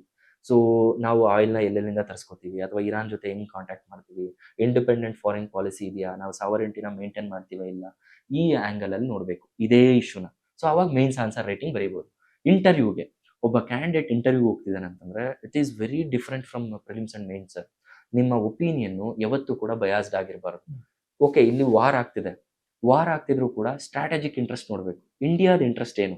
ನಾವು ಇಂಟರ್ವ್ಯೂಗೆ ಹೋಗ್ಬಿಟ್ಟು ಇರಾನ್ ತಪ್ಪು ಅಥವಾ ಇಸ್ರೇಲ್ ತಪ್ಪು, USA ತಪ್ಪು ಅಂತ ಹೇಳಂಗೆ ಇಲ್ಲ, ಇಂಡಿಯಾ ಆಂಗಲ್ ಇಂದ ನೋಡ್ಬೇಕು. ಸೊ ಇಂಡಿಯಾ ಸ್ಟೇಟ್ಮೆಂಟ್ ಏನ್ ಕೊಟ್ಟಿದೆ, ಇಂಡಿಯಾ ಎಕ್ಸ್ಟರ್ನಲ್ ಅಫೇರ್ಸ್ ಮಿನಿಸ್ಟ್ರಿ ಏನ್ ಸ್ಟೇಟ್ಮೆಂಟ್ ಕೊಟ್ಟಿದೆ, ಅವರ್ ಲೀಡರ್ಸ್ ಏನ್ ಸ್ಟೇಟ್ಮೆಂಟ್ ಕೊಟ್ಟಿದ್ದಾರೆ, ಅದಾದ್ಮೇಲೆ ಇಂಡಿಯಾದು ಈ ಫಾರಿನ್ ಪಾಲಿಸಿ ಏನು ಲಾಸ್ಟ್ 70 years ಅಲ್ಲಿ, ಇಂಡಿಯಾ ಈ ಸಿಚುಯೇಷನ್ ನ ಹೆಂಗ್ ನ್ಯಾವಿಗೇಟ್ ಮಾಡುತ್ತೆ ಅಂತ ನಾವು ಇಂಟರ್ವ್ಯೂವರ್ಗೆ ಹೇಳ್ಬೇಕು. ಸೊ ಒಂದೇ ಇಶ್ಯೂ 3 ಆಂಗಲ್ ಇಂದ ಇಂಟಿಗ್ರೇಟ್ ಆಗಿ ನೋಡಿದಾಗ ನಿಜವಾಗ್ಲೂ ಎಕ್ಸಾಮ್ನ ಕ್ಲಿಯರ್ ಮಾಡೋ ಚಾನ್ಸಸ್ ಜಾಸ್ತಿ ಇರುತ್ತೆ. ಬಟ್ ಹುಡುಗರು ಮಿಸ್ ಮಾಡೋದೇ ಇಲ್ಲಿ ಸರ್. ಒಂದು ಪ್ರಿಲಿಮ್ಸ್ಗೆ ಓದ್ತಾರೆ, ಮೇನ್ಸ್ಗೆ ಓದಲ್ಲ, ಅದೇ ಇಶ್ಯೂನ. ಅಥವಾ ಇಂಟರ್ವ್ಯೂ ಪರ್ಸ್ಪೆಕ್ಟಿವ್ ಅಲ್ಲಿ ಥಿಂಕ್ ಮಾಡಲ್ಲ, ಇಂಟರ್ವ್ಯೂ ಬಂದಾಗ ನೋಡೋಣ ಅಂತಾರೆ. ಅವಾಗ ಫೇಲ್ಯೂರ್ ಆಗೋ ಚಾನ್ಸಸ್ ತುಂಬಾ ಇರುತ್ತೆ ಸರ್. ಓಕೆ, ಈಗ ರೈಟಿಂಗ್ ಎಕ್ಸಾಮ್, ರಿಟರ್ನ್ ಎಕ್ಸಾಮ್ ಕಡೆ ಬರೋಣ. ಬಹಳ ದೊಡ್ಡದಾಗಿ ಬರಿಬೇಕು. ಅದನ್ನ ಯಾವ ರೀತಿ ಪ್ರಾಕ್ಟೀಸ್ ಮಾಡಿದ್ರಿ ನಿಮ್ ಕೆಲಸದ ಜೊತೆ? ಸರ್, ನಾನು ಹಾನೆಸ್ಟ್ ಆಗಿ ಹೇಳೋದಾದ್ರೆ, ನಾನು ಕರ್ನಾಟಕ ಗವರ್ಮೆಂಟ್ ಎಲ್ಲ ಎಕ್ಸಾಮ್ಸ್ ಓದ್ತಿರೋದ್ರಿಂದ ಪ್ರಿಲಿಮ್ಸ್ ಕ್ಲಿಯರ್ ಆಗ್ತಿರ್ಲಿಲ್ಲ. ಸೊ ನೆಕ್ಸ್ಟ್ ಪ್ರಿಲಿಮ್ಸ್ ವರೆಗೂ ಕರ್ನಾಟಕ ಎಕ್ಸಾಮ್ಸ್ ಓದೋದು, ನೆಕ್ಸ್ಟ್ ಪ್ರಿಲಿಮ್ಸ್ ಬಂದಾಗ ಪ್ರಿಲಿಮ್ಸ್ ಬರೆಯೋದು, ಮತ್ತೆ ಪ್ರಿಲಿಮ್ಸ್ ಕ್ಲಿಯರ್ ಆಗ್ತಿರ್ಲಿಲ್ಲ, ಮತ್ತೆ ಕರ್ನಾಟಕ ಗವರ್ಮೆಂಟ್ ಎಲ್ಲ ಎಕ್ಸಾಮ್ಸ್, CTO, PDO ಎಲ್ಲ ಎಕ್ಸಾಮ್ಸ್. ನಾನು ಮಾಡಿದ್ದು ತಪ್ಪು ಅಲ್ಲಿ. ನಾನು ಒಂದು ಓನ್ ನೋಟ್ಸ್ ಇಲ್ಲ ಮೇನ್ಸ್ಗೆ. ಇವತ್ತು ಎಲ್ಲ ಫ್ರೆಂಡ್ಸ್ ಮೆಸೇಜ್ ಮಾಡಿ ಕಾಲ್ ಮಾಡ್ತಾರೆ, ಅಣ್ಣ ನಿನ್ ನೋಟ್ಸ್ ಕಳಿಸಿ. ನನ್ನ ಹತ್ರ ಇಲ್ಲವೇ ಇಲ್ಲ ನೋಟ್ಸ್ ಕಳ್ಸಕ್ಕೆ. ಸೊ ನಾನು ಹೇಳ್ತೀನಿ, ಹಾನೆಸ್ಟ್ ಆಗಿ ಹೇಳ್ತೀನಿ, ನನ್ನ ಹತ್ರ ಇಲ್ಲ. ಬಟ್ ನೀವು ಆ ಮಿಸ್ಟೇಕ್ ಮಾಡಬೇಡಿ. ನಿಮ್ದು ಓನ್ ನೋಟ್ಸ್ ಇರಲಿ. ಕೋಚಿಂಗ್ ಇನ್ಸ್ಟಿಟ್ಯೂಷನ್ ನೋಟ್ಸ್ ಇರುತ್ತೆ, ಅದರಿಂದ ಓನ್ ಪಾಯಿಂಟ್ಸ್ ಮಾಡ್ಕೊಳ್ಳಿ. ಒಂದು ಸಿಲೆಬಸ್ ಟಾಪಿಕ್ಸ್ನ ಇಟ್ಕೊಂಡು ಆ ಟಾಪಿಕ್ ಮೇಲೆ 1 or 2 pages ನೋಟ್ಸ್ ಇದ್ದು ಅದ್ಮೇಲೆ ಶಾರ್ಟ್ಸ್ ನೋಟ್ಸ್ ಇದ್ದಾಗ ಎಕ್ಸಾಮಲ್ಲಿ ಈಸಿ ಆಗುತ್ತೆ. ಸರ್, ನನಗೊಂದು ಫೇತ್ ಇತ್ತು, ನಂದು ಪ್ರಿಲಿಮ್ಸ್ ಕ್ಲಿಯರ್ ಆದರೆ ಮೇನ್ಸ್ ಕ್ಲಿಯರ್ ಮಾಡ್ತೀನಿ ಅಂತ. ಈ ಒಂದು ಪ್ರಾಕ್ಟೀಸ್ ಮಾಡಿಲ್ಲ ಅಂದರೂ ಕೂಡ 6 ವರ್ಷದಲ್ಲಿ ಅಷ್ಟು ನಾಲೆಜ್ನ ಅಕ್ಯುಮುಲೇಟ್ ಮಾಡ್ತಾ ಬಂದಿದ್ದೀನಿ. ಸೊ ಆ ನಾಲೆಜ್ನ ನಾನು ರೆಪ್ರೆಸೆಂಟ್ ಮಾಡಬೇಕು. ರೆಪ್ರೆಸೆಂಟ್ ಮಾಡೋಕ್ಕೆ ಆನ್ಸರ್ ರೈಟಿಂಗ್ ಮಾಡಬೇಕು. ನಂದು ಪ್ರಿಲಿಮ್ಸ್ ಕ್ಲಿಯರ್ ಆದಮೇಲೆ, ಪ್ರಿಲಿಮ್ಸ್ ಕ್ಲಿಯರ್ ಆಗಲ್ಲ ಅಂತ ಅನ್ಕೊಂಡಿದ್ದೆ 25 ಕೂಡ 1 month ವೇಸ್ಟ್ ಮಾಡಿದ್ದೀನಿ. ಅಂದ್ರೆ ವೇಸ್ಟ್ ಅಂದ್ರೆ ಆಫೀಸ್ಗೆ ಹೋಗ್ತಿದ್ದೆ, ಆಗಲ್ಲ ಬಿಡು ಅಂತ ಅನ್ಕೊಂಡ್ಬಿಟ್ಟು, ಬಿಕಾಸ್ ಆಫ್ CSAT 1 ಕ್ವಶನ್ ಇಂದ ಆಗಿರೋದು ನಂದು. ಆಗಲ್ಲ ಬಿಡು ಅಂತ ಆಫೀಸ್ಗೆ ಹೋಗ್ತಿದ್ದೆ. 1 month ನಾನು ಏನು ನೋಡಿಲ್ಲ, ಮೇನ್ಸು ಪ್ರಾಕ್ಟೀಸು ಮಾಡಿಲ್ಲ. ಸಡನ್ ಆಗಿ ರಿಸಲ್ಟ್ ಬಂತು, ಕ್ಲಿಯರ್ ಆಯ್ತು. ನನಗೆ 70 days ಇದೆ ಮೇನ್ಸ್ಗೆ. ನಾನು ಒಂದೇ ಮಾಡಿದ್ದು, ನಾನು ಯಾವ ಸಬ್ಜೆಕ್ಟು ಓದಲ್ಲ, ಯಾವುದು ನೋಟ್ಸ್ ಮಾಡಲ್ಲ, ನನಗೆ ಗೊತ್ತಿರೋ ನಾಲೆಜ್ನ ಡೈಲಿ ಟೆಸ್ಟ್ ಬರೀತೀನಿ. Sir, India for IAS institution ಇದೆ, ಅದರಲ್ಲಿ ಡೈಲಿ ಟೆಸ್ಟ್ ಸೀರೀಸ್ ಜಾಯ್ನ್ ಆದೆ. 70 ದಿವಸ continuous morning 7 to 8 1 hour test ಬರ್ದಿದ್ದೀನಿ ಫಸ್ಟ್. ಅದಾದ್ಮೇಲೆ ವೀಕೆಂಡ್ ಶನಿವಾರ ಭಾನುವಾರ 3 hour ಟೆಸ್ಟ್ ಬರ್ದಿದ್ದೀನಿ. ಸೆಕ್ಷನಲ್ ಟೆಸ್ಟ್ ಬರ್ದಿದ್ದೀನಿ, ಫುಲ್ ಲೆಂತ್ ಬರ್ದಿದ್ದೀನಿ. 70 ದಿವಸ ಕಂಟಿನ್ಯೂಸ್ ಆಗಿ GS ಬರ್ದಿದ್ದೀನಿ. ಏನಕ್ಕೆ ಅಂದ್ರೆ 10 ಮಾರ್ಕ್ಸ್ ಕ್ವಶನ್ನ 6 ನಿಮಿಷ ಅಥವಾ 7 ನಿಮಿಷದಲ್ಲಿ ಕಂಪ್ಲೀಟ್ ಮಾಡಬೇಕು. 15 ಮಾರ್ಕ್ಸ್ ಕ್ವಶನ್ನ 11 ನಿಮಿಷ ಕಂಪ್ಲೀಟ್ ಮಾಡಬೇಕು. ಈ ಒಂದು ನಮ್ಮ ಹತ್ರ ಓಷನ್ ಆಫ್ ನಾಲೆಜ್ ಇದ್ರೂ ಕೂಡ ಅದನ್ನ ಪ್ರಾಕ್ಟೀಸ್ ನೀಟಾಗಿ ರೆಪ್ರೆಸೆಂಟ್ ಮಾಡಿ ವಿತಿನ್ ಮಿನಿಟ್ಸ್ ಕಂಪ್ಲೀಟ್ ಮಾಡಲಿಲ್ಲ ಅಂದ್ರೆ ಕ್ವಶನ್ಸ್ ಲಾಸ್ಟಲ್ಲಿ ಉಳಿಯುತ್ತೆ, ಅವ್ರದ್ದು ಮೇನ್ಸ್ ಕ್ಲಿಯರ್ ಆಗಲ್ಲ. ನಂದು ಒಂದೇ ಏಮ್ ಇತ್ತು, ನನಗೆ ನಾಲೆಜ್ ಇದೆ 6 ವರ್ಷದಿಂದ, ಮತ್ತೆ ಹೊಸದಾಗಿ ಓದಕ್ಕೆ ಟೈಮ್ ಇಲ್ಲ. ಆ ಗೊತ್ತಿರೋ ನಾಲೆಜ್ನ ನೀಟಾಗಿ ಸ್ಟ್ರಕ್ಚರ್ ಮಾಡಿ ರೆಪ್ರೆಸೆಂಟ್ ಮಾಡಬೇಕು. ಎವ್ಯಾಲ್ಯೂಯೇಟರ್ ಮಾಡೋರಿಗೆ ಓಕೆ ಇವ್ನು ಚೆನ್ನಾಗಿ ರೆಪ್ರೆಸೆಂಟ್ ಮಾಡಿದಾನೆ ಅಂತ ಆನ್ಸರ್ ಮಾರ್ಕ್ಸ್ ಕೊಡಬೇಕು. ಅದನ್ನ ಮಾಡಿದೆ ಸರ್. 70 ದಿವಸ ಪ್ರಾಕ್ಟೀಸ್ ಮಾಡಿದ್ದೀನಿ. ಸೊ ಇಂಟರ್ವ್ಯೂಗೂ ಅಷ್ಟೇ. ಇಂಟರ್ವ್ಯೂಗೆ ನನಗೆ ಬಿಗ್ಗೆಸ್ಟ್ ಪ್ರಾಬ್ಲಮ್ ಆಗಿದ್ದು ಕಮ್ಯುನಿಕೇಶನ್. ನನ್ನ ಫ್ರೆಂಡ್ಸ್ ಎಲ್ಲ, ಪಿಯರ್ ಗ್ರೂಪ್ ಎಲ್ಲ ಕಂಟೆಂಟ್ನ ಬಿಲ್ಡ್ ಮಾಡೋಕ್ಕೆ ಅವ್ರು ಪ್ರಾಕ್ಟೀಸ್ ಮಾಡ್ತಿದ್ರೆ, ನಾನು ಕಮ್ಯುನಿಕೇಶನ್ ಪ್ರಾಕ್ಟೀಸ್ ಮಾಡ್ತಿದ್ದೆ. ಸೊ ಇಂಗ್ಲೀಷಲ್ಲಿ ನಾನು ಮಾತಾಡೋದೇ ಕಷ್ಟ ಆಗ್ಬಿಟ್ಟಿತ್ತು. ನನ್ನ ಫ್ರೆಂಡ್ಸ್ ಜೊತೆ ಅಥವಾ ನಂದು ಮೆಂಟರ್ಸ್ ಜೊತೆ ಎಲ್ಲ ನಾನು ಡೈಲಿ 1 hour ಡಿಸ್ಕಸ್ ಮಾಡ್ತಿದ್ದೆ. ನನಗೆ ಗೊತ್ತಿದೆ, ನಾಲೆಜ್ ಇದೆ, ಬಟ್ ಹೇಳಕ್ ಬರಬೇಕು. ನಾನು ಮಕ್ಕಳಿಗೆ ಅಥವಾ ನೆಕ್ಸ್ಟ್ ಸ್ಟೂಡೆಂಟ್ಸ್ಗೆ ಏನು ಹೇಳ್ತೀನಿ ಅಂದರೆ, ಮೇನ್ಸ್ಗೆ ಒಳ್ಳೆ ನೋಟ್ಸ್ ಇರಲಿ, ನಿಮ್ಮದೇ ನೋಟ್ಸ್ ಇರಲಿ, ಅದು ನಿಮ್ಗೆ ಅರ್ಥ ಆಗಬೇಕು ಈಸಿಯಾಗಿ. ಜೊತೆಗೆ ಪ್ರಾಕ್ಟೀಸ್ ಪ್ರಾಕ್ಟೀಸ್ ಪ್ರಾಕ್ಟೀಸ್. ಎಷ್ಟು ಬರೀತಿರೋ ಅಷ್ಟು ಫಾಸ್ಟಾಗಿ ಕೈ ಹೋಗುತ್ತೆ. ಫಾಸ್ಟಾಗಿ ಬರೀತೀರಾ, ಕ್ವಶನ್ಸ್ನ ಕಂಪ್ಲೀಟ್ ಮಾಡ್ತೀರಾ. ಒಂದು ಕ್ವಶನ್ ಬಿಟ್ಟೋರು ನೀವು ಎಲ್ಲ ಕ್ವಶನ್ ಕಂಪ್ಲೀಟ್ ಮಾಡಿದ್ದಾರೆ ಅಂದರೆ ಅವ್ರದ್ದು ಕ್ಲಿಯರ್ ಆಗಲ್ಲ, ನಿಮ್ದು ಆಗುತ್ತೆ. ಒಂದು ಕ್ವಶನ್ ನಿಮ್ಮದು ಇಡೀ ರ್ಯಾಂಕಿಂಗ್ನ ಡಿಫ್ರೆನ್ಶಿಯೇಟ್ ಮಾಡುತ್ತೆ, ಮುಂದಕ್ಕೆ ಹೋಗುತ್ತೆ ಅಥವಾ ಹಿಂದಕ್ಕೆ ಬರುತ್ತೆ. ಅದರಿಂದ ಪ್ರಾಕ್ಟೀಸ್ ಮಾಡಿ. ಜೊತೆಗೆ ಇಂಟರ್ವ್ಯೂನು ಕೂಡ ಇಂಟಿಗ್ರೇಟ್ ಆಗಿ ಓದ್ತಾ ಕಮ್ಯುನಿಕೇಟ್ ಮಾಡಿ ಫ್ರೆಂಡ್ಸ್ ಜೊತೆ. ಒಪಿನಿಯನ್ ಇರುತ್ತೆ, ಕೆಲವೊಂದ್ಸಲ ಅದು ತಪ್ಪು ಒಪಿನಿಯನ್ ಇರುತ್ತೆ, ನಾವು ಅನ್ಕೊಂಡಿರೋದೇ ಕರೆಕ್ಟ್ ಅನ್ಕೋತೀವಿ. ಅದೇ ನಿಮ್ಮ ಜೊತೆ ನಾನು ಡಿಸ್ಕಸ್ ಮಾಡಿದಾಗ, ನಿಮ್ಮ ವ್ಯೂ ಆಫ್ ಪಾಯಿಂಟ್ ನೋಡಿದಾಗ, ನನ್ನ ವ್ಯೂ ಆಫ್ ಪಾಯಿಂಟ್ ಹೇಳಿದಾಗ ನಮ್ದು ಡಿಫ್ರೆಂಟ್ ಒಪಿನಿಯನ್ಸ್ ಫ್ರೇಮ್ ಆಗುತ್ತೆ ಅಥವಾ ಕರೆಕ್ಟ್ ಒಪಿನಿಯನ್ಸ್ ಬರುತ್ತೆ. ಅದು ಇಂಟರ್ವ್ಯೂವರ್ ಬೇಕು. ಸೊ ಇಂಟಿಗ್ರೇಟ್ ಆಗಿ ಮೇನ್ಸ್ನ ಪ್ಲಸ್ ಇಂಟರ್ವ್ಯೂನ ಮಾಡಿದ್ರೆ ಕ್ಲಿಯರ್ ಆಗುತ್ತೆ. ಓಕೆ, ಇಂಟರ್ವ್ಯೂ ಬಗ್ಗೆನೂ ಮಾತಾಡಿದ್ರಿ. ನಂದು ಅದೇ ನೆಕ್ಸ್ಟ್ ಕ್ವಶನ್ ಇತ್ತು. Yes sir. ಇಂಟರ್ವ್ಯೂ ಅಲ್ಲಿ ಯಾವ ರೀತಿ ಫೇಸ್ ಮಾಡಿದ್ರಿ ಇಂಟರ್ವ್ಯೂರ್ಸ್ನ? ಮತ್ತೆ ಏನಾದ್ರು ಯುನಿಕ್ ಕ್ವಶನ್ಗಳು ಇದ್ವಾ? ಈಗ ನಮಗೆಲ್ಲ ಸೋಷಿಯಲ್ ಮೀಡಿಯಾದಲ್ಲಿ ಇದು IAS ಕ್ವಶನ್ ಏನೇನೋ ಕೇಳಿರ್ತಾರೆ, ಯುನಿಕ್ ಕ್ವಶನ್ಗಳು ಸೋಷಿಯಲ್ ಮೀಡಿಯಾದಲ್ಲಿ ವೈರಲ್ ಆಗ್ತಿರ್ತಾವ ಅವೆಲ್ಲ ಪೋಸ್ಟ್ಗಳು. ಅಂತ ಕ್ವಶನ್ಗಳು ಏನಾದ್ರು ಬಂದಿದ್ವಾ ಅಥವಾ ನಿಮಗೆ ಯಾವ ರೀತಿ ಕ್ವಶನ್ ಬಂದಿದ್ದು? ಸರ್, ಇಂಟರ್ವ್ಯೂ ಬಂದು ಶಿಲ್ವರ್ಧನ್ ಸಿಂಗ್ ಸರ್ ಬೋರ್ಡ್. ಅವರು ex-IPS DGP CISF ಅಲ್ಲಿ. ನನಗೆ ಗೊತ್ತಿರಲಿಲ್ಲ ಅಲ್ಲೋ, ಆಮೇಲೆ ಆಚೆ ಬಂದ್ಮೇಲೆ ಗೊತ್ತಾಯ್ತು. 30 minutes ಆಯ್ತು ಸರ್ ಇಂಟರ್ವ್ಯೂ. 5 ಜನ ಬೋರ್ಡ್ ಮೆಂಬರ್ಸ್ ಇರ್ತಾರೆ, ಚೇರ್ಪರ್ಸನ್ ಇನ್ಕ್ಲೂಡ್ ಆಗಿ. ಸರ್, ನನ್ಗೆ ಇಂಟ್ರೆಸ್ಟಿಂಗ್ ಕ್ವಶನ್ ಏನು ಅಂತಂದ್ರೆ, ನಾನು ಹಾಬಿಯಲ್ಲಿ writing short stories in Kannada ಅಂತ ಹಾಕಿದ್ದೆ. ಸರ್, ನೀವು ಶಾರ್ಟ್ ಸ್ಟೋರೀಸ್ ಕನ್ನಡದಲ್ಲಿ ಮಾತ್ರ ಬರೀತೀರಾ ಅಥವಾ ಇಂಗ್ಲೀಷಲ್ಲೂ ಬರ್ದಿದ್ದೀರಾ ಅಂತ ಕೇಳಿದ್ರು. ಇಲ್ಲ ಸರ್, ಕನ್ನಡದಲ್ಲಿ ಬರ್ದಿದ್ದೀನಿ. ಯಾವ್ದು ಬರ್ದಿದ್ದೀರಾ ಅಂತ ಸ್ಟಾರ್ಟ್ ಮಾಡಿದ್ರು. ನಾನು ಹೇಳಿದೆ, ಸರ್ ನಾನು ಇಂಜಿನಿಯರಿಂಗ್ ಅಲ್ಲಿ ಇರಬೇಕಾದ್ರೆ 2018-19 2 ಸ್ಟೋರೀಸ್ನ ಬರೆದಿದ್ದೆ. ಒಂದು ಆ 90 ದಿನಗಳು, ಇನ್ನೊಂದು ಮಹಾರಾಜ ಸರ್ಕಲ್ 00 ಸೂಜಿ. ಒಂದು ಲವ್ ಸ್ಟೋರಿ, ಇನ್ನೊಂದು ಡಿಟೆಕ್ಟಿವ್ ಸ್ಟೋರಿ ಬರೆದು ಪಬ್ಲಿಷ್ ಮಾಡಿದ್ದೆ ಅಂತ ಅಂದೆ. ಸೊ ಅವ್ರು ಖುಷಿ ಆದ್ರು. ನನಗೆ ಅವ್ರು ಖುಷಿ ಆಗಿದ್ದು ಯಾಕೆ ಅಂತ ಆಮೇಲೆ ಗೊತ್ತಾಯ್ತು ಆಚೆ ಬಂದ್ಮೇಲೆ. ಅವ್ರದ್ದು ಹಾಬಿ ಕೂಡ ರೈಟಿಂಗ್ ಶಾರ್ಟ್ ಸ್ಟೋರೀಸ್. ಸೊ ಅವರು ಕೂಡ ಪೊಲೀಸಲ್ಲಿ ಇದ್ದವರು, Match ನಾವು ಆಯ್ತು. ಕೂಡ ಪೊಲೀಸಲ್ಲಿ ಇದ್ದವರು. ಅದೆಲ್ಲ ನಂಗೆ ಆಚೆ ಬಂದ್ಮೇಲೆ ಗೊತ್ತಾಯ್ತು, ಸರ್ ಕೂಡ ಹಿಂಗಿದ್ದಾರೆ ಅಂತ. ಅಲ್ಲೊಂದು ಮ್ಯಾಚ್ ಆಯ್ತು. ಪೊಲೀಸಲ್ಲಿ ಆಲ್ರೆಡಿ ಜಾಯ್ನ್ ಆಗಿರೋದ್ರಿಂದ ಬಾಡಿ ವಾರ್ನ್ ಕ್ಯಾಮ್ರಾಸ್ ಬಗ್ಗೆ ಅದ್ರದ್ದು ಇಂಪಾರ್ಟೆನ್ಸ್ ಏನು, ಯಾಕೆ ಬಾಡಿ ವಾರ್ ಕ್ಯಾಮ್ರಾಸ್ನ ಡಿಪಾರ್ಟ್ಮೆಂಟ್ಸ್ ಇಂಟ್ರೊಡ್ಯೂಸ್ ಮಾಡಿದ್ರು, ಈ ಒಂದು CCTV ಕ್ಯಾಮ್ರಾಸ್ ಇದೆ ಸಿಟೀಸ್ ಅಲ್ಲೆಲ್ಲ, ನೆಟ್ವರ್ಕ್ ಆಫ್ ಸರ್ವೈಲೆನ್ಸ್ ಇದೆ, ಅದು ಬಾಡಿ ವಾರ್ ಕ್ಯಾಮ್ರಾ ಏನು ಬೇಕಿತ್ತು, ಅದರಿಂದ ಪಾಸಿಟಿವ್ಸ್ ಏನು ನೆಗೆಟಿವ್ಸ್ ಏನು, ಇಷ್ಟು ಅದಾಯ್ತು. ಅದಾದ್ಮೇಲೆ ಬಾನು ಮುಸ್ತಾಕ್ ನಮ್ದು ಇಂಟರ್ನ್ಯಾಷನಲ್ ಬೂಕರ್ ಪ್ರೈಸ್ ಕೇಳಿದ್ರು. ಅದು ಎಕ್ಸ್ಪೆಕ್ಟೆಡ್. ಒಬ್ಬ ಕನ್ನಡ ಲಿಟ್ರೇಚರ್ ಆಪ್ಷನಲ್ ಸ್ಟೂಡೆಂಟ್ಗೆ ನಮಗೊಂದು ಹಾನರ್, ಅದು ಕನ್ನಡಕ್ಕೆ ಸಿಕ್ಕಿರುವಂಥದ್ದು ಇಂಟರ್ನ್ಯಾಷನಲ್ ಬೂಕರ್ ಪ್ರೈಸ್. ಅದ್ರ ಬಗ್ಗೆ ಕೇಳಿದ್ರು. ಅದೇನು, ಆ ಸ್ಟೋರಿ ಏನು, what it represent, okay, whether it represent only particular women or particular region or it is a all India problem ಅಂತ ಸ್ಟಾರ್ಟ್ ಮಾಡಿದ್ರು. ನೆಕ್ಸ್ಟ್ ಒಬ್ಬ ಲೇಡಿ ಮೆಂಬರ್ ಇದ್ರು. ಅವರು ಇಡೀ ಪೊಲೀಸ್ ಡಿಪಾರ್ಟ್ಮೆಂಟ್ ಬಗ್ಗೆನೇ ಮಾತಾಡ್ತಾ ಬಂದರು. ವಿಮೆನ್ ಬಗ್ಗೆ, ಇಶ್ಯೂಸ್ ಬಗ್ಗೆ, ಪೇಟ್ರಿಯಾರ್ಕಿ ಇನ್ ಪೊಲೀಸ್ ಸಿಸ್ಟಮ್, ಹೆಂಗ್ ವಿಮೆನ್ನ ನಾವು ನೋಡ್ತಿದೀವಿ ಇನ್ನೂ ಕೂಡ. ಇಂಟ್ರೆಸ್ಟಿಂಗ್ ಏನು ಅಂತಂದ್ರೆ ಮ್ಯಾಮ್ದು 2 ಕ್ವಶನ್ಸ್ ವೆರಿ ಇಂಟ್ರೆಸ್ಟಿಂಗ್ ಅಂತ ಅನಿಸ್ತು. ನಾವು ಈ ದೇಶದಲ್ಲಿ ವಿಮೆನ್ನ ಶಕ್ತಿಯಾಗಿ ಗಾಡೆಸಸ್ ಆಗಿ ವರ್ಷಿಪ್ ಮಾಡ್ತೀವಿ. ಆದರೆ ಅಟ್ ಗ್ರೌಂಡ್ ರಿಯಾಲಿಟಿಯಲ್ಲಿ, ಗ್ರೌಂಡ್ ಲೆವೆಲಲ್ಲಿ ವಿಮೆನ್ಗೆ ಇರುವಂಥ ರೆಸ್ಪೆಕ್ಟು ಅಥವಾ ಜೆಂಡರ್ ಪ್ಯಾರಿಟಿ ಅದು ಸಿಗ್ತಿಲ್ಲ. ಇದು ಕಾಂಟ್ರಾಡಿಕ್ಟರಿ ನಮ್ಮ ಸೊಸೈಟಿಯಲ್ಲಿ. ಇದನ್ನ ಚೇಂಜ್ ಮಾಡ್ಬೇಕಂದ್ರೆ, ಈ ಮೈಂಡ್ ಸೆಟ್ನ ಚೇಂಜ್ ಮಾಡ್ಬೇಕಂದ್ರೆ ನಾವು ಏನು ಮಾಡಬೇಕು, ಈ ಥರ ಕ್ವಶನ್ಸ್ ಬಂತು. ಅದಾದ್ಮೇಲೆ ನಿಮ್ಮಮ್ಮ ನಿನಗೆ ಅಡುಗೆ ಮಾಡೋದು ಕಲಿಸಿದಾರ, ಈ ಥರ ಇಂಟ್ರೆಸ್ಟಿಂಗ್ ಕ್ವಶನ್. ನಿಮ್ಮಮ್ಮ ನಿಂಗೆ ಅಡುಗೆ ಮಾಡೋದು ಕಲಿಸಿದಾರ. ಸೊ ನಿಮ್ಮಮ್ಮ ಈ ಥರ ಕಲಿಸಿಲ್ಲ ಅಂತಂದ್ರೆ ನಿಮ್ಮಪ್ಪ ಏನು ಕಲಿಸಿದ್ದಾರೆ. ಸೊ ಇದು ಜೆಂಡರ್ ಈಕ್ವಾಲಿಟಿ, ಜೆಂಡರ್ ಪ್ಯಾರಿಟಿ ಅಂತ ಬರಬೇಕಾದ್ರೆ ಇದೆಲ್ಲದೂ ಕೂಡ ಕ್ವಶನ್ಸ್ ಬರ್ತಾ ಹೋಯ್ತು. ನೆಕ್ಸ್ಟ್ ಒಬ್ಬ ನಾರ್ತ್ ಈಸ್ಟ್ ಪರ್ಸನ್ ಇದ್ರು. ಅವರು ನಂದು ಲುಕ್ಸ್ ಬಗ್ಗೆ ಮಾತಾಡಿದ್ರು. ಸೊ ನೀವು ಇದು ಟ್ರೈನಿಂಗ್ ಹೋಗಿದ್ದೀರಾ ಅಂತ ಅಂದ್ರಿ, ವಿತಿನ್ 2 months ಇಷ್ಟು ಸ್ಮಾರ್ಟ್ ಆಗಿದ್ರಾ, ಸೊ ಎಷ್ಟು ವೆಯ್ಟ್ ರೆಡ್ಯೂಸ್ ಮಾಡಿದ್ರಿ. ನಾನು ಹೇಳಿದೆ, ಸರ್ 4 kg ವೆಯ್ಟ್ ರೆಡ್ಯೂಸ್ ಮಾಡಿದೆ ವಿತಿನ್ 2 months ಅಂತ. ಸೊ ಮೇಡಮ್ ಎತ್ಕೊಂಡು, ಓಕೆ, ಹಾಗಾದ್ರೆ ನಾವೆಲ್ಲರೂ ಟ್ರೈನಿಂಗ್ ಹೋಗ್ಬಿಡೋಣ ಪೊಲೀಸ್ಗೆ, so that we also reduce our weights ಅಂತ ಅಂದ್ರು. ಸೊ ಅಲ್ಲೆಲ್ಲ ಫುಲ್ ಎಲ್ಲ ನಗಾಡ್ತಿದ್ರು. ಸೊ ಅದೊಂಥರ ಫುಲ್ ಹ್ಯಾಪಿ ಮೂಮೆಂಟ್ ನಮ್ಮ ಇದಕ್ಕೆ. ಸೊ ಇದೇ ತರ ಹೋಯ್ತು. ಓಲ್ ಇಂಟರ್ವ್ಯೂ ತುಂಬಾ ಖುಷಿಯಿಂದ ಹೋಯ್ತು. ಚೆನ್ನಾಗಿ ಅವ್ರು ಕೇಳಿದ್ದಕ್ಕೆಲ್ಲದಕ್ಕೂ ಚೆನ್ನಾಗಿ ಆನ್ಸರ್ ಮಾಡಿದೆ. ಒಪಿನಿಯನ್ಸ್ನ ಚೆನ್ನಾಗಿ ಫ್ರೇಮ್ ಮಾಡಿ ಹೇಳಿದೆ. ಅವ್ರು ಏನು ಹೇಳ್ತಿದ್ರು ಮೇಡಮ್ಸ್, ಕೆಲವೊಂದ್ಸಲ ಅವ್ರು ನಮ್ಮ ಸೀನಿಯರ್ಸ್, ಅವರು ಹೇಳೋವಂಥ ಮಾತನ್ನ ನಾವು ಅಕ್ನಾಲೇಜ್ ಮಾಡ್ಕೋಬೇಕು. ಅದನ್ನ ಅಕ್ನಾಲೇಜ್ ಮಾಡ್ಕೋತಿದ್ದೆ, ಎಸ್ ಮ್ಯಾಮ್ ಅಂತ ಹೇಳ್ತಿದ್ದೆ. ಅದಾದ್ಮೇಲೆ ಅದ್ರದ್ದು ನೆಕ್ಸ್ಟ್ ನಂದೇನಾದ್ರೂ ಪಾಯಿಂಟ್ ಇದ್ರೆ, ಇಲ್ಲ ಅದನ್ನ ಅಕ್ನಾಲೇಜ್ ಮಾಡ್ಕೊಂಡು ಈ ಥರನೂ ಇದೆ ಮ್ಯಾಮ್, ಕಾಂಟ್ರಾಡಿಕ್ಟರಿ ಇದೆ ಅಂತ ಹೇಳ್ತಿದ್ದೆ. ಸೊ ಅದಕ್ಕೆ ಅವರು they are so happy. And ನನಗೆ 190 ಮಾರ್ಕ್ಸ್ ಬಂತು ಸರ್ ಇಂಟರ್ವ್ಯೂ ಅಲ್ಲಿ. So one of the best course ಅಂತ ಹೇಳ್ಬೋದು. ಈಗ ಅಸ್ಪಿರೆಂಟ್ಸ್ ಇರ್ತಾರೆ, ಈಗ ಹೊಸಬ್ರು ಸ್ಟಾರ್ಟ್ ಮಾಡ್ಬೇಕನ್ನೋ ಟು ಡೂ ಲಿಸ್ಟ್ ಏನಾದ್ರು ಇದೆಯಾ? ಇಂಥದ್ದು ಮಾಡ್ಲೇಬೇಕು ನೀವು, ಇಂಥದ್ದು ಮಾಡಬಾರ್ದು ಅನ್ನೋದೇನಾದ್ರು? ಇಂಥದ್ದು ಮಾಡಬೇಕು ಅನ್ನೋದ್ರಲ್ಲಿ ಫಸ್ಟ್ಗೆ ಅವ್ರವ್ರದ್ದು ಸ್ಟ್ರೆಂತ್ಸು ಮತ್ತು ವೀಕ್ನೆಸ್ನ ಅನಲೈಸ್ ಮಾಡಬೇಕು. ನಾವು ಯಾವುದ್ರಲ್ಲಿ ವೀಕ್ ಇದೆಯೋ ಅದಕ್ಕೆ ಸ್ವಲ್ಪ ಮೋರ್ ಫೋಕಸ್ ಮಾಡಬೇಕು. CSAT ಅಲ್ಲಿ ಕಷ್ಟ ಆಗ್ತಿದೆ ಅಂದರೆ ಅದನ್ನು ಪ್ರಾಕ್ಟೀಸ್ ಮಾಡಿ, ಒಂದು ಸರ್. ಸೆಕೆಂಡು, ಫೇಲ್ಯೂರ್ಸ್ ಬರ್ತಾನೆ ಇರುತ್ತೆ. ಸೊ ಆ ಫೇಲ್ಯೂರ್ಸ್ ಬಂದಾಗ ಇವಾಗ 1-2 ಅಟೆಂಪ್ಟಲ್ಲಿ ಆಗಲಿಲ್ಲ ಅಂತಂದರೆ, ಅಯ್ಯೋ ನನ್ನ ಕೈಯಲ್ಲಿ ಆಗುತ್ತೋ ಇಲ್ಲ ಅಂತ ಡಿಪ್ರೆಷನ್ಗೆ ಹೋಗೋದಲ್ಲ, ಅಥವಾ ಸುಮ್ಮನೆ ಹೇಳ್ಕೊಂಡು ಓಡಾಡೋದಲ್ಲ. ನಮ್ಮೆಲ್ರಿಗೂ ಹೇಳ್ಕೊಂಡು ಓಡಾಡಿದ್ರೆ ನಮ್ಗೆ ಏನೂ ಸಿಗಲ್ಲ ಸರ್. ಸೊ ಆ ಫೇಲ್ಯೂರ್ ಆಗಿರೋದಕ್ಕೆ ರೀಸನ್ಸ್ ಏನಂತ ಹುಡುಕೊಂಡು ಹಾರ್ಡ್ ವರ್ಕ್ ಮಾಡಿ. Third one patience. ಸೊ ಹಾಗೆ ಆಗುತ್ತೆ ಅನ್ನೋದು ಫೇತ್ ನಿಮ್ಮ ಮೇಲೆ ನಿಮ್ಗಿರಲಿ, ಅಥವಾ ಈ ಒಂದು ಫ್ಯಾಮಿಲಿ ಕೂಡ ನಿಮ್ಮ ಮೇಲೆ ನಂಬಿಕೆ ಇಟ್ಟಿಲ್ಲ ಅಂತ ಅನ್ಕೊಳ್ಳಿ, ಬಟ್ ನಿಮಗೊಂದು ಗೊತ್ತಿರುತ್ತಲ್ಲ ನಮ್ದು ಹಾಗೆ ಆಗುತ್ತೆ ಅಂತ. ಆ ಫೇತ್ನ ಉಳಿಸ್ಕೊಳ್ಳಿ, ಮಾಡಿ ತೋರಿಸಿ.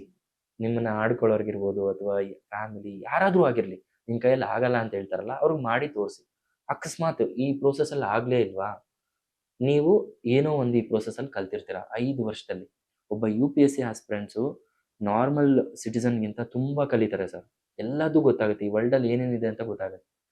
ಕೆಲವರು ನಾರ್ಮಲ್ ಸಿಟಿಸನ್ಸ್ಗೆ ನಾರ್ತ್ ಈಸ್ಟಲ್ಲಿ ಯಾವ ಸ್ಟೇಟ್ಸ್ ಇದೆ, ಯಾವ ಥರ ಜನ ಇದ್ದಾರೆ, ಯಾವ ಕ್ಯಾಪಿಟಲ್ಸ್ ಇದೆ ಅಂತಲೇ ಗೊತ್ತಿಲ್ಲ. ಬಟ್ UPSC ಆಸ್ಪಿರೆಂಟ್ಸ್ ಗೊತ್ತಿರುತ್ತೆ. ಸೊ ನೀವು ಬೆಟರ್ ಪರ್ಸನ್ ಆಗ್ತೀರಾ UPSC ಓದಿದ್ಮೇಲೆ.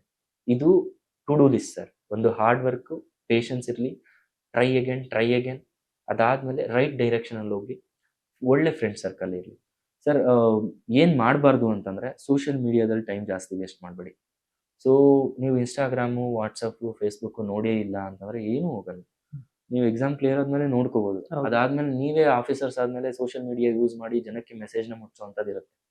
ಸೊ ಇವಾಗ ನಾವು ಆದಷ್ಟು ಅದನ್ನು ರೆಡ್ಯೂಸ್ ಮಾಡಿ ಬುಕ್ಸ್ನ ನಂಬ್ಕೊಂಡ್ರೆ ಬುಕ್ಸಲ್ಲಿ ಇರೋದನ್ನ ಓದ್ತಾ ಹೋದಾಗ ಜೊತೆಗೆ ನಮ್ಮ ಕರೆಂಟ್ ಹ್ಯಾಪನಿಂಗ್ಸ್ ಪೇಪರ್ಸ್ ಇದೆ, ಇಂಗ್ಲಿಷ್ ಪೇಪರ್ಸ್, ಕನ್ನಡ ಪೇಪರ್ಸ್, ಅದನ್ನ ಓದಿ.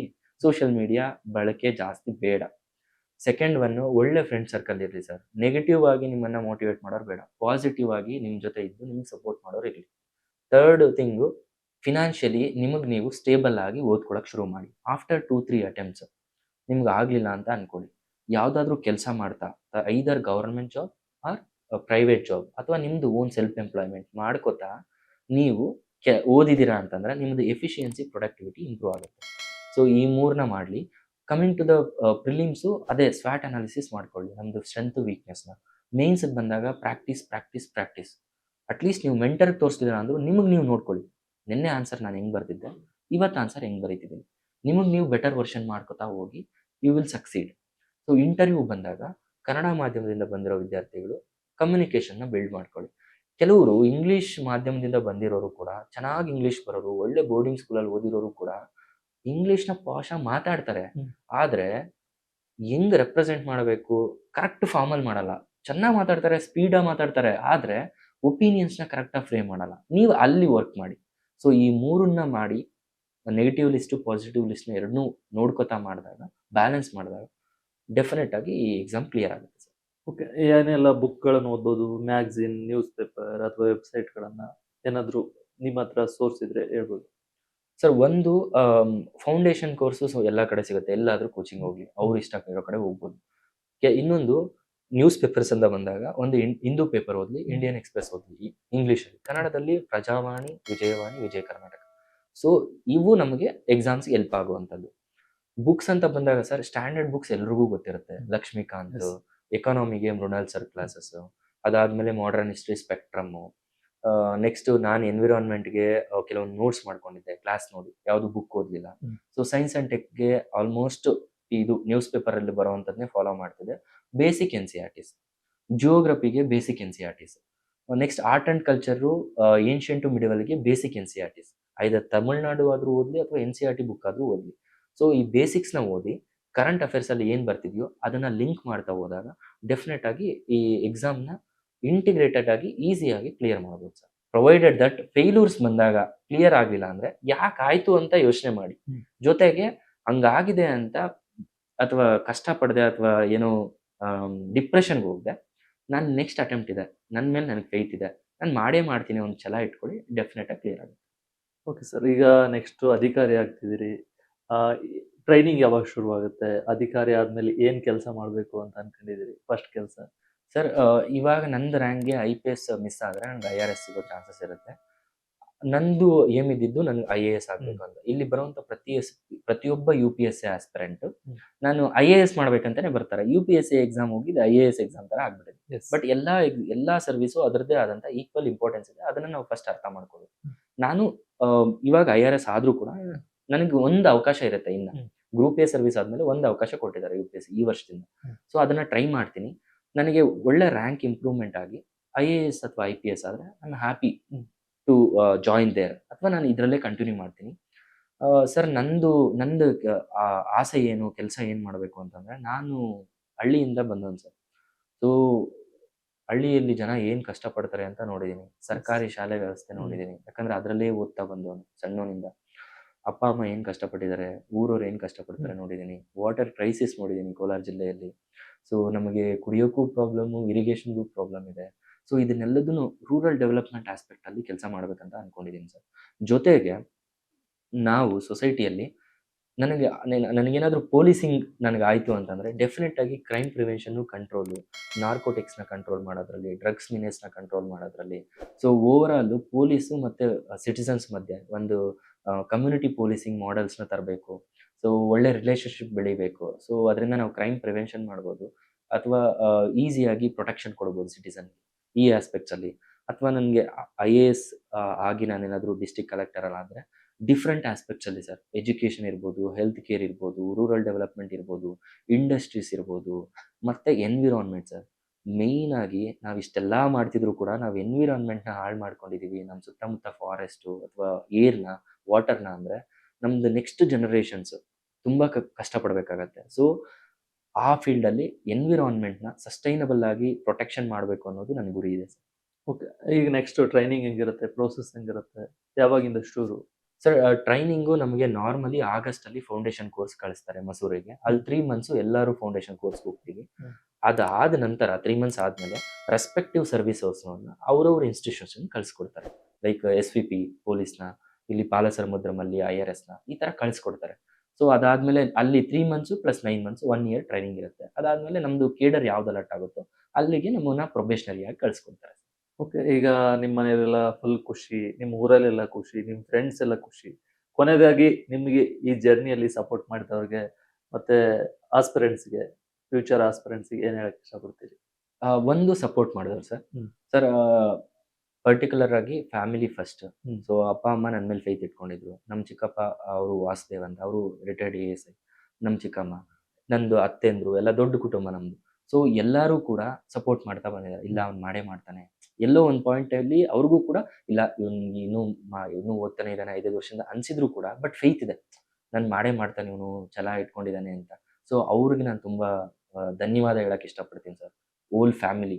Second thing friends sir. ಇಂಜಿನಿಯರಿಂಗಿಂದ ನನ್ನ ಮೋಟಿವೇಟ್ ಮಾಡಿ, ನಾನು 2019 ನಾನು ಕೂಡ IT ಏನಾದರೂ ಹೋಗ್ತಿದ್ನೋ ಏನೋ, ಫ್ರೆಂಡ್ಸ್ ನನಗೆ ಮೋಟಿವೇಟ್ ಮಾಡಿ ಕಳಿಸಿರ್ಲಿಲ್ಲ ಅಂದರೆ ಅವ್ರು ಹೇಳ್ತಿದ್ರು ಇಲ್ಲ ನೀನು ಮಾಡೇ ಮಾಡ್ತೀಯ. ನಾನು ಏನು ಮಾಡ್ತೀನೋ ಎಷ್ಟು ವರ್ಷ ತಗೋತೀನೋ ಗೊತ್ತಿಲ್ಲ, ಬಟ್ ಆದರೂ ಅವ್ರಿಗಿಂತ ನನ್ನ ಮೇಲೆ ಫೇತ್ ಇಟ್ಕೊಂಡು ನಿನ್ನ ಕೈಯಲ್ಲಿ ಆಗುತ್ತೆ, ನೀನು ಮಾಡು, ನಾವು ಸಪೋರ್ಟ್ ಮಾಡ್ತೀವಿ. ಅವರೆಲ್ಲರೂ IT ವರ್ಕ್ ಮಾಡ್ತಿದ್ರು. ಸೊ ಫ್ರೆಂಡ್ಸ್ ಸರ್, ಅವ್ರ ಹೆಸರು ಹೇಳ್ಬೇಕಂತಂದ್ರೆ ಸುಜನ್ ಅಂತ, ಸಾಯಿ ಕಿರಣ್, ಅಭಿನಂದನ್, ಗಗನ್ದೀಪ್, ಮತ್ತೆ ಧನುಷ್ ಅಂತ, ಆದಿತ್ಯ, ಆಮೇಲೆ ನನ್ನ ಫ್ರೆಂಡ್ ಸಹನಾ. ಸೊ ಇವರೆಲ್ಲರೂ ಕೂಡ ತುಂಬಾ ಹೆಲ್ಪ್ ಮಾಡಿದ್ದಾರೆ. ಅದಾದ್ಮೇಲೆ ಕೊಲೀಗ್ಸ್ ಅಂತ ಬಂದಾಗ ನನ್ನ ವಿಧಾನಸೌಧದಲ್ಲಿ ನವೀನ್ ಅಂತ ಕೊಲೀಗ್ ಇದ್ದ, ನನ್ಗೇನು ಹೇಳ್ಕೊಟ್ಟಿಲ್ಲ ಅಂದ್ರೂ ಕೂಡ ನಮ್ಮ ಜೊತೆ ಇದ್ದು ನೀನ್ ಮಾಡೇ ಮಾಡ್ತೀಯ ಅನ್ನೋದು ಒಂದು ಸಪೋರ್ಟ್. ಸೊ ಅದಾದ್ಮೇಲೆ ಇಲ್ಲಿ ನಾನು ಪೊಲೀಸಲ್ಲೂ ಕೂಡ ಸುಮಾರು ಜನ ಫ್ರೆಂಡ್ಸ್ ಆದ್ರು. ನೆಕ್ಸ್ಟ್ ಇದು ಮೆಂಟರ್ಸ್ ಅಂತ ಬಂದಾಗ ಲಾ ಎಕ್ಸಲೆನ್ಸ್ ವಿನಾಯಕ್ ಸರ್ ಅಂತ ಇದ್ರು, ಅವರು ಇಂಟರ್ವ್ಯೂ ಕೊಟ್ಟಿದ್ದು. ಅನ್ಫಾರ್ಚುನೇಟ್ಲಿ ಅವ್ರು ಆಗಿರ್ಲಿಲ್ಲ. ವಿನಾಯಕ್ ಸರ್, ಧನಂಜಯ್ ನಿನ್ನೆ ನಿಮ್ಮ ಹತ್ರ ಬಂದಿದೆ. ಸೊ ಧನಂಜಯ್ ಕೂಡ ಜೊತೆ ಕೂಡ ನಾನು ಡಿಸ್ಕಸ್ ಮಾಡಿದ್ದೀನಿ. ಅವರು ಕೂಡ ಒಂದು ಮೆಂಟರ್ ತರ. ಸಂಜು ಸಿಂಗ್ ಮ್ಯಾಮ್ ಅಂತ grace IAS, India for IAS ಅಲ್ಲಿ ಬಸವರಾಜ್ ಸರ್, ಅದಾದ್ಮೇಲೆ Srinivas sir, next Manoj sir Kannada literature, ಈ ತರ ಸರ್, ಸಂಕೇತ್ ರೆಡ್ಡಿ ಸರ್ ಅಂತ ಇದ್ದಾರೆ. ಸೊ ಎಲ್ಲರೂ ಕೂಡ ನಂದು ಆಸ್ಪೆಕ್ಟ್ಸ್ ಅಲ್ಲಿ ಹೆಲ್ಪ್ ಮಾಡ್ತಾ ಬಂದಿದ್ದಾರೆ. ಇನ್ನೂ ನಾನು ಹೇಳಕ್ ಇಷ್ಟಪಡ್ತೀನಿ ಸರ್, ಒಂದು ಸರ್ಕಾರಕ್ಕೆ ಥ್ಯಾಂಕ್ಸ್ ಹೇಳಕ್ ಇಷ್ಟಪಡ್ತೀನಿ. ಬಿಕಾಸ್ ಸರ್, ಈ ನಮಗೆ ಸ್ವತಂತ್ರ ಬಂದ ಮೇಲೆ ಗೌರ್ಮೆಂಟ್ ಆಫ್ ಇಂಡಿಯಾ ಇರ್ಬೋದು, ಗೌರ್ಮೆಂಟ್ ಆಫ್ ಕರ್ನಾಟಕ ಅನ್ಬೋದು, ಡೆಮೋಕ್ರಸಿ ಬಂದ್ಮೇಲೆ ಒಂದು ಸರ್ಕಾರಿ ಶಾಲೆನ ಡೆವಲಪ್ ಮಾಡಿ ಬಡವರಿಗೆ, ಶೋಷಿತರಿಗೆ, ಹಳ್ಳಿ ಗಾಡಿಯಿಂದ ಬರೋರಿಗೆ ಒಂದು ಎಜುಕೇಶನ್ ಕೊಡಬೇಕು. What ever it may be sir, ಏನು ಕೊಡ್ತಾರೋ ಎಜುಕೇಶನ್, ಬಿಸಿ ಊಟದಿಂದ ಇರ್ಬೋದು, ಸೈಕಲಿಂದ ಇರ್ಬೋದು, ಅಥವಾ ಇವಾಗ ತುಂಬ ಚೇಂಜಸ್ ಆಗ್ತಾ ಬರ್ತಿದೆ. ಸೊ ಅದನ್ನೆಲ್ಲದನ್ನು ನಮ್ಗೆ ಅವಕಾಶ ಮಾಡಿಕೊಟ್ರೆ, ಈವನ್ ನಮ್ಮ ಊರಲ್ಲಿ ಸ್ಕೂಲ್ ಇರಲಿಲ್ಲ ಅಂದಿದ್ರೆ ಮೇ ಬಿ ನಾವು ಕೂಡ ಊರಲ್ಲಿ ಇರ್ತಿದ್ವೋ ಏನೋ. ಆ ಒಂದೇ ಒಂದು ರೀಸನ್ಗೆ ನಾನು ಸರ್ಕಾರಗಳಿಗೆ ಧನ್ಯವಾದ ಹೇಳಕ್ ಇಷ್ಟಪಡ್ತೀನಿ ಸರ್. ಸೊ ಯಾಕಂದ್ರೆ ಸರ್ಕಾರಿ ಶಾಲೆಯಲ್ಲಿ ಓದಕ್ಕೆ ಅವಕಾಶ ಮಾಡಿಕೊಟ್ಟಿದ್ದಾರೆ ನಮ್ಗೆ. ಯಾಕಂದ್ರೆ ನಮ್ಮ ಅಪ್ಪ ಅಮ್ಮಗೆ ಅದು ಅವಕಾಶ ಇಲ್ಲ, ನಮ್ಗೆ ಓದಕ್ಕಾದ್ರೂ ಅವಕಾಶ ಮಾಡಿಕೊಟ್ರಲ್ಲ, ಅದಕ್ಕೆ ನಾನು ಧನ್ಯವಾದ ಹೇಳಕ್ ಇಷ್ಟಪಡ್ತೀನಿ sir, government of Karnataka and government of India. Okay, future ಆಸ್ಪಿರೆಂಟ್ಸ್ಗೆ ಲಾಸ್ಟ್ ಸರ್. ಫ್ಯೂಚರ್ ಆಸ್ಪಿರೆಂಟ್ಸ್ಗೆ ಇವಾಗ ಆಲ್ರೆಡಿ 3-4 ಅಟೆಂಪ್ಟ್ ಆಗಿರೋರು, ನೀವು ವರ್ಕ್ ಮಾಡ್ಕೋತಾ ಅಟೆಂಪ್ಟ್ ಕೊಡಿ. ಯಾಕಂದ್ರೆ ನಂದು ಕೂಡ 5ನೇ ಅಟೆಂಪ್ಟ್ ಅಲ್ಲಿ ಪ್ರಿಲಿಮ್ಸ್ ಕ್ಲಿಯರ್ ಆಯ್ತು, ಮೇನ್ಸು ಕ್ಲಿಯರ್ ಆಯ್ತು, ಇಂಟರ್ವ್ಯೂ ಆಯ್ತು. ನೀವು ಫೇತ್ ಇಟ್ಕೊಂಡು ಹಾರ್ಡ್ ವರ್ಕ್ ಮಾಡಿ ಪೇಷನ್ಸ್ನ ಬೆಳೆಸ್ಕೊಂಡ್ರೆ ಅವ್ರದ್ದು ಕೂಡ ನೆಕ್ಸ್ಟ್ 6th ಅಟೆಂಪ್ಟ್ ಅಲ್ಲೋ ಅಥವಾ 9th ಅಟೆಂಪ್ಟ್ ಅಲ್ಲೋ ಕ್ಲಿಯರ್ ಆಗೋ ಚಾನ್ಸ್ ಇದೆ. ಅದು 9th ಅಟೆಂಪ್ಟ್ ಅಲ್ಲಿ ಆಗಿರೋರು ಕೂಡ ಇದ್ದಾರೆ. ಸೊ ನಿಮಗೆ ಒಂದು ಹೇಳೋದು, ಹಾರ್ಡ್ ವರ್ಕ್ ಮಾಡಿ, ಜೊತೆಗೆ ಒಳ್ಳೆ ಫ್ರೆಂಡ್ ಸರ್ಕಲ್ನ ಇಟ್ಕೊಳ್ಳಿ, ಬೇಸಿಕ್ಸ್ನ ಚೆನ್ನಾಗಿ ಓದಿ, NCERTಸಿಂದ ಸ್ಟ್ಯಾಟಿಕ್ ಪಾರ್ಟು ಮತ್ತು ಕರೆಂಟ್ ಅಫೇರ್ಸ್ನ ಲಿಂಕ್ ಮಾಡಿ. ಯಾರ ಮೇಲೂ ಡಿಪೆಂಡ್ ಆಗಬೇಡಿ, ಯಾವ ಕೋಚಿಂಗ್ ಮೆಟೀರಿಯಲ್ ಇನ್ಸ್ಟಿಟ್ಯೂಷನ್ ಮೇಲೆ ಡಿಪೆಂಡ್ ಆಗಬೇಡಿ.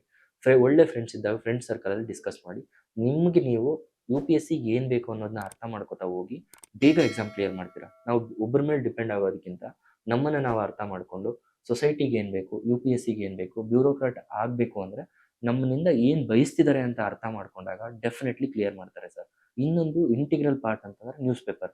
ನೀವು ಕನ್ನಡದಲ್ಲಿ ಓದಿ, ಇಂಗ್ಲೀಷಲ್ಲಿ ಓದಿ, 1-2 ನ್ಯೂಸ್ ಪೇಪರ್ನ ಫಾಲೋ ಮಾಡಿ, ಅದನ್ನೇ ಸ್ಟ್ಯಾಟಿಕ್ ಲಿಂಕ್ ಮಾಡಿ. ಆವಾಗ ನ್ಯೂಸ್ ಪೇಪರಿಂದನೇ ನೀವು ಪ್ರಿಲಿಮ್ಸು ಕ್ಲಿಯರ್ ಮಾಡ್ತೀರಾ, ಮೇನ್ಸು ಮಾಡ್ತೀರಾ, ಇಂಟರ್ವ್ಯೂ ಮಾಡ್ತೀರಾ. ನಂದು ವರ್ಕ್ ಮಾಡ್ಕೋತಾ ನಾನು ಓದ್ತಾ ಇದ್ದಿದ್ದೆ ನ್ಯೂಸ್ ಪೇಪರ್ ಸರ್, ಮೇಯ್ನ್ ಆಗಿ 2-3 ಅವರ್ಸ್. ನ್ಯೂಸ್ ಪೇಪರ್ ನನ್ನ ಫ್ರೆಂಡ್ಸ್ಗೆಲ್ಲ ಹೇಳ್ತೀನಿ, ನಂಗೆ ಹೆಂಗೆ ಕ್ಲಿಯರ್ ಮಾಡಿದ್ರೆ ನಾನು ನ್ಯೂಸ್ ಪೇಪರಿಂದನೇ ಕ್ಲಿಯರ್ ಮಾಡ್ತೀನಿ ಅಂತ ಹೇಳ್ತೀನಿ. ಅದು ಹಿಂದೂ ಪೇಪರಿಂದನೇ ಕ್ಲಿಯರ್ ಮಾಡಿದ್ದೀನಿ ಅಂತ ಹೇಳ್ತೀನಿ ಸರ್. ಸೊ ಅದೊಂದು ಫೇತ್ ಇರಲಿ, ಅವ್ರ ಮೇಲೆ ಅವ್ರು ಫೇತ್ ಇಟ್ಕೊಂಡಾಗ definitely they will succeed in their endeavours. ಈಗ ನೀವು ಆಪ್ಷನಲ್ ಆಗಿ ಕನ್ನಡ ಸಾಹಿತ್ಯವನ್ನ ತೆಗೆದುಕೊಂಡಿದ್ರಿ. Yes sir. ಅದು ನಿಮಗೆ ಕನ್ವಿನಿಯೆಂಟ್ ಫಸ್ಟ್ ಲ್ಯಾಂಗ್ವೇಜ್ ಅಂತ ಹ್ಮ್. ತಗೊಂಡ್ರು ಅಥವಾ ಇಂಟ್ರೆಸ್ಟ್ ಇದೆ ಅಥವಾ ಜಾಸ್ತಿ ಮಾರ್ಕ್ಸ್ ಬರುತ್ತೆ ಅಂತ ತಗೊಂಡ್ರು? ಸರ್ ಫಸ್ಟ್ ಸ್ಟಾರ್ಟ್ ಮಾಡಿದಾಗ ಹ್ಮ್. 2016 ಆ ಟೈಮಲ್ಲೆಲ್ಲ ನಮ್ಮ KR ನಂದಿನಿ ಮೇಡಮ್ಗೆ ಹ್ಮ್. 330 ಎಲ್ಲ ಬಂದಿತ್ತು ಮಾರ್ಕ್ಸ್. ಹ್ಮ್. ನಾವು 2019 ಅಲ್ಲಿ ಥಿಂಕ್ ಮಾಡಿದೆ, ಓ ಕನ್ನಡ ತಗೊಂಡ್ರೆ ನಂಗೆ ಜಾಸ್ತಿ ಮಾರ್ಕ್ಸ್ ಬಂದ್ಬಿಡುತ್ತೆ ಅಂತ.